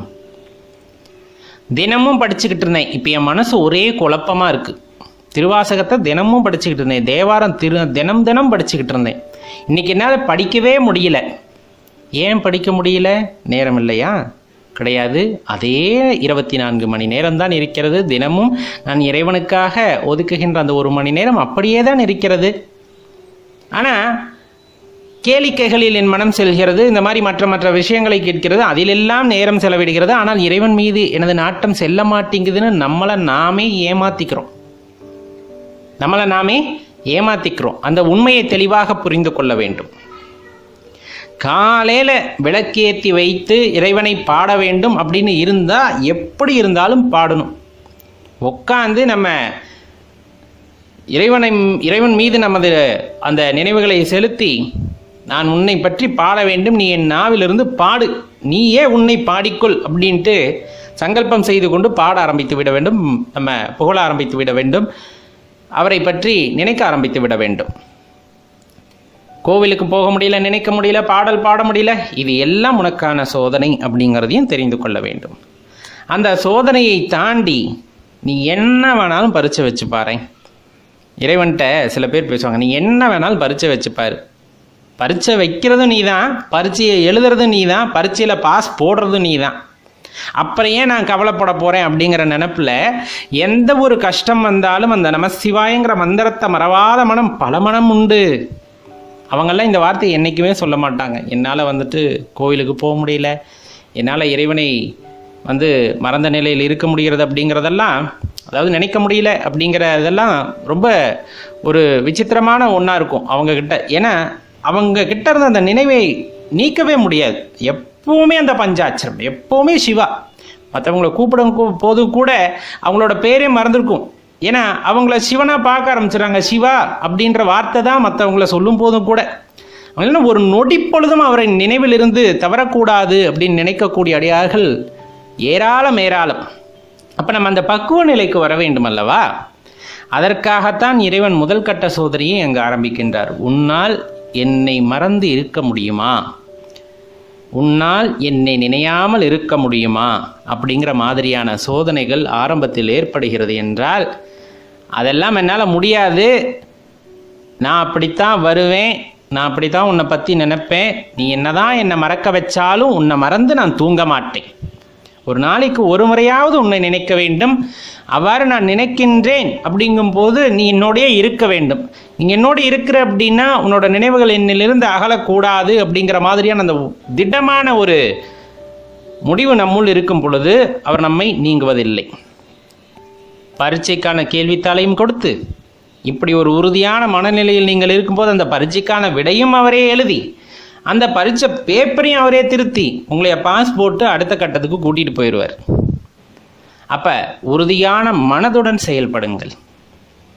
நம்மை நாமே ஏமாற்றி கொள்ளக்கூடாது. இப்போ நம்ம சொல்கிற இந்த சாக்கு போக்கெல்லாம் நம்மை நாமே ஏமாற்றி கொள்வதற்கான விஷயங்கள். தினமும் சாமி கும்பிட்றனால அழுத்து போய் விடுகிறதா? ஒரே ஒரு விஷயம், தினமும் சாப்பிட்றோம், சாப்பாடு அழுத்து போகிறதில்ல. தினமும் காலையில் எந்திரிக்கிறோம், வேலைக்கு போகிறோம், அது அழுத்து போகிறதில்ல. தினம் தினம் சம்பாதிக்கிறோம், காசை பார்த்தா எல்லாம் மறந்துடுது, அது அழுத்து போகிறதில்ல. ஆனால் பக்தியில் மட்டும் எப்படி அலுப்பு வந்துடும்? உண்மையான பக்தியை இறைவன் மீது செலுத்தும் போது அந்த இடத்தில் அந்த மறக்கிறது என்ற வார்த்தைக்கே இடமில்லை. என்னால் உள்ளே செல்ல முடியவில்லை என்ற வார்த்தைக்கே இடமில்லை. இயற்கையில் நடக்கக்கூடிய அற்புதங்கள் ஏராளம் ஏராளம். எம்பெருமான் ஈசன் அனைவருக்கும் கொடுத்த வாய்ப்புகள் ஏராளம் ஏராளம். வைக்கின்ற சில சோதனைகள் அது உங்களின் பக்தியை உங்களுக்கு உணர்த்துவதற்காக அப்படிங்கிறது தெளிவாக தெரிந்து கொள்ளுங்கள். இருக்கின்ற இந்த வாழ்க்கை, அவர் கொடுத்த இந்த வாழ்க்கை அழகானது. ஒரே ஒரு முறை இந்த வாய்ப்பு கிடைத்திருக்கிறது. 7 பிறவி 8 பிறவி இதெல்லாம் நிறைய சொல்வது உண்டு. ஆனால் நமக்கு தெரிந்து பார்த்தீங்க அப்படின்னா இந்த ஒரு பிறவி அப்படிங்கிறது மிகவும் உண்மையானது. நம் நிகழ்காலத்தில் வாழ்ந்து கொண்டிருக்கின்றோம். நமக்கு தெரிகிறது இந்த ஒரு பிறவி எனக்கு கிடைத்து விட்டது, பெரும் பிறவி எனக்கு கிடைத்து விட்டது. இந்த பிறவியில் விட்டால் என்று உன்னை காணப்போகின்றேன், என்று உன்னை நினையப் போகின்றேன், என்று உன்னை அடையப் போகின்றேன். அந்த ஒரு ஏக்கமானது எனது மனதுக்குள் இருக்கிறது அப்படிங்கும் போது, உங்கள் மனதிற்குள் அது தோன்றுகிறது அப்படிங்கும் போது கண்டிப்பாக எந்த வாய்ப்பையும் நாம் தவறவிட மாட்டோம். சிவனடியாராக ஆவது அவ்வளவு எளிதல்ல. சிவத்திருநீரை தரிப்பது அவ்வளவு எளிதல்ல. சிவருத்ராட்சத்தை அணிவதும் அவ்வளவு எளிதல்ல. எம்பெருமான் ஆணையிட்டால் மட்டுமே இது அனைத்தும் நடக்கும் என்பதையும் நாம் அறிவோம். அப்படி இருக்கையில் நெற்றி நிறைய நீர் பூசி இருக்கிறோம், கழுத்து நிறைய ருத்ராட்சம் அணிந்திருக்கின்றோம். அப்படிங்கும் போது இறைவன் நம்மை ஆட்கொண்டு விட்டார் என்று உணர்ந்து நாம் இதையெல்லாம் செய்யும் போது சர்வ வல்லமை படைத்த அந்த இறைவன் எங்கும் நிறைந்திருக்கிறார், அவர் என்னுள்ளும் நிறைந்திருக்கிறார் அப்படிங்கிறத உணர்ந்ததன் வெளிப்பாடாகத்தான் அதை நாம் கருத முடியும் அல்லவா? அன்பின் உருவமான இறைவன் எங்கும் வியாபித்திருக்கிறார் அப்படிங்கும் போது அனைத்து உயிர்களிலும் சிவத்தை காண்பதே சிறந்ததாக இருக்கும் அப்படிங்கிறத மறுப்பதற்கில்லை. சிவனடியார்களாக ஆகிவிட்டவர்கள் எப்பொழுதுமே பஞ்சாட்சரம் சொல்லிக் கொண்டிருக்க வேண்டும், எப்பொழுதுமே இறைவன் நாமத்தை பாடிக்கொண்டிருக்க வேண்டும், அவரது புகழை பாடிக்கொண்டிருக்க வேண்டும், சிவனடியார்களுக்கு தொண்டு செய்ய வேண்டும், சிவாலய பணிகளை செய்ய வேண்டும் அப்படிங்கிற அந்த ஒரு ஏக்கத்திலேயே எப்பொழுதுமே வாழ்ந்து கொண்டிருப்பார்கள். அது ஒரு ஏக்கம்தான், தனியாததாக எப்பொழுதும் அவர்களுக்குள்ளே இருந்து கொண்டிருக்கும். அவர்களுக்கு வாழ்க்கையில் பெரிய இலக்கு அப்படிங்கிறது என்னவா இருக்கும்னா, இறைவனை அடைய வேண்டும், நான் எப்பொழுது உன்னை அடையப் போகின்றேன் இறைவா அப்படிங்கிற அந்த ஒரு ஏக்கம்தான் அவர்களின் வாழ்க்கையில் இலக்காகவே இருக்கும். அவ்வளவு சாத்தியமான விஷயமா? உள்ளூர அன்பு பொங்கி இறைவன் அந்த அன்பில் மயங்கி ஏற்றுக்கொள்வார் என்ற நம்பிக்கையில் விடாப்பிடிவாதமாக அந்த சிவபஞ்சாட்சரத்தை தொடர்ந்து சொல்லிக்கொண்டே இருப்பதன் மூலமாக அதை உறுதி செய்கின்றோம்.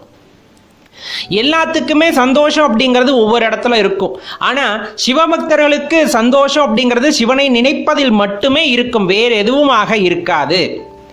எல்லாத்துக்குமே தெரிஞ்ச ஒரு விஷயம்தான், சிவனோட கடைக்கண் பார்வை பட்டுவிட்டால் போதும், வேற எதுவுமே வேண்டாம். ஐயா, உன்னோட கடைக்கண் பார்வை பட்டுவிட்டால் அதுவே எனக்கு மிகுந்த ஆனந்தம்.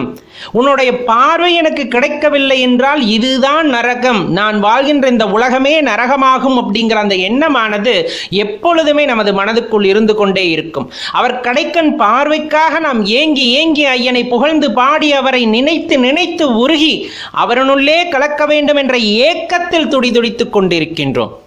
அதையெல்லாம் இறைவன் எப்படி கருணை காட்டி நம்மை ஏற்றுக்கொள்வார் அப்படிங்கிறதுக்காகத்தான் பொறுத்து காத்து கொண்டிருக்கின்றோம். சரியான நேரம் வரும் பொழுது அவர் நம்மை ஆட்கொண்டு அவருடன் இரண்டர கலக்கச் செய்வார் அப்படிங்கிறதுல எந்த தயக்கமும் எந்த சந்தேகமும் நமக்கு வேண்டாம். ஒரே ஒரு விஷயம்தான், நம்ம மனசுல இருக்கிறது என்ன பெரிய ஒரு குறிக்கோளாக இருக்கும் அப்படின்னா, ஐயா எல்லாத்துக்குமே உயிர் பிரியும், இந்த கூடானது தற்காலிகமானது தான், இந்த கூட்டை விட்டு இந்த உயிர் பிரியும், அதில் எந்த மாற்று கருத்தும் இல்லை. இந்த கூட்டை விட்டு உயிர் பிரியும் அந்த நொடியில் கூட நான் உன்னை நினைத்து கொண்டிருக்க வேண்டும், சிவமே என்று உன்னை பற்றி யோசித்துக் கொண்டிருக்க வேண்டும், சிவத்தின் புகழை பாடிக்கொண்டிருக்க வேண்டும், சிவநாமத்தை சொல்லிக் கொண்டிருக்க வேண்டும், உன் பாதத்தில் தான் என் உயிர் பிரிய வேண்டும் என்ற ஏக்கம் எனக்குள் இருக்கிறது ஐயா. ஒரு இழிப்பிறவியாக பிறந்து நான் உன்னை பற்றியே நினைத்து, உன்னை பற்றியே பாடி, உன்னை பற்றியே பேசி வாழ்கின்றேன். அப்படி பேசுகின்ற இந்த அடியானுக்கு உனது பாதத்தில் ஒரு இடம் கிடைக்காதா என்ற ஏக்கம் எப்பொழுதுமே இருந்து கொண்டிருக்கும். 1000 பேர் வந்து 1000 சொல்லட்டும், எவர் என்ன கூறினாலும் எனக்கு உயர்ந்தவர் நீயே, நீயே எனது தலைவன் என்று உன்னை சரணடைந்து உன் பாதத்தில் கிடப்பேன் அன்றி வேறு யார் பாதத்தையும் பணிய மாட்டேன். அந்த குணத்தை எனக்கு கொடுத்தாய், உன் மீது பாசம் வைக்கவும் பற்று வைக்கவும் அதே போல் உன் மீது அன்பு காட்டவும் எனக்கு கற்றுக் கொடுத்தாய். இதையெல்லாம் கற்றுக் கொடுத்த நீ என்னை ஆட்கொண்டு உன்னுடன் இரண்டர கலக்கச் செய்வது என்னாலோ என்று வேண்டி கிடக்கின்றேன் இறைவா. கொஞ்சம் உன் கடைக்கண் பார்வை காட்ட மாட்டாயா என்றுதான் ஏங்கி தவித்துக் கொண்டிருக்கின்றேன்.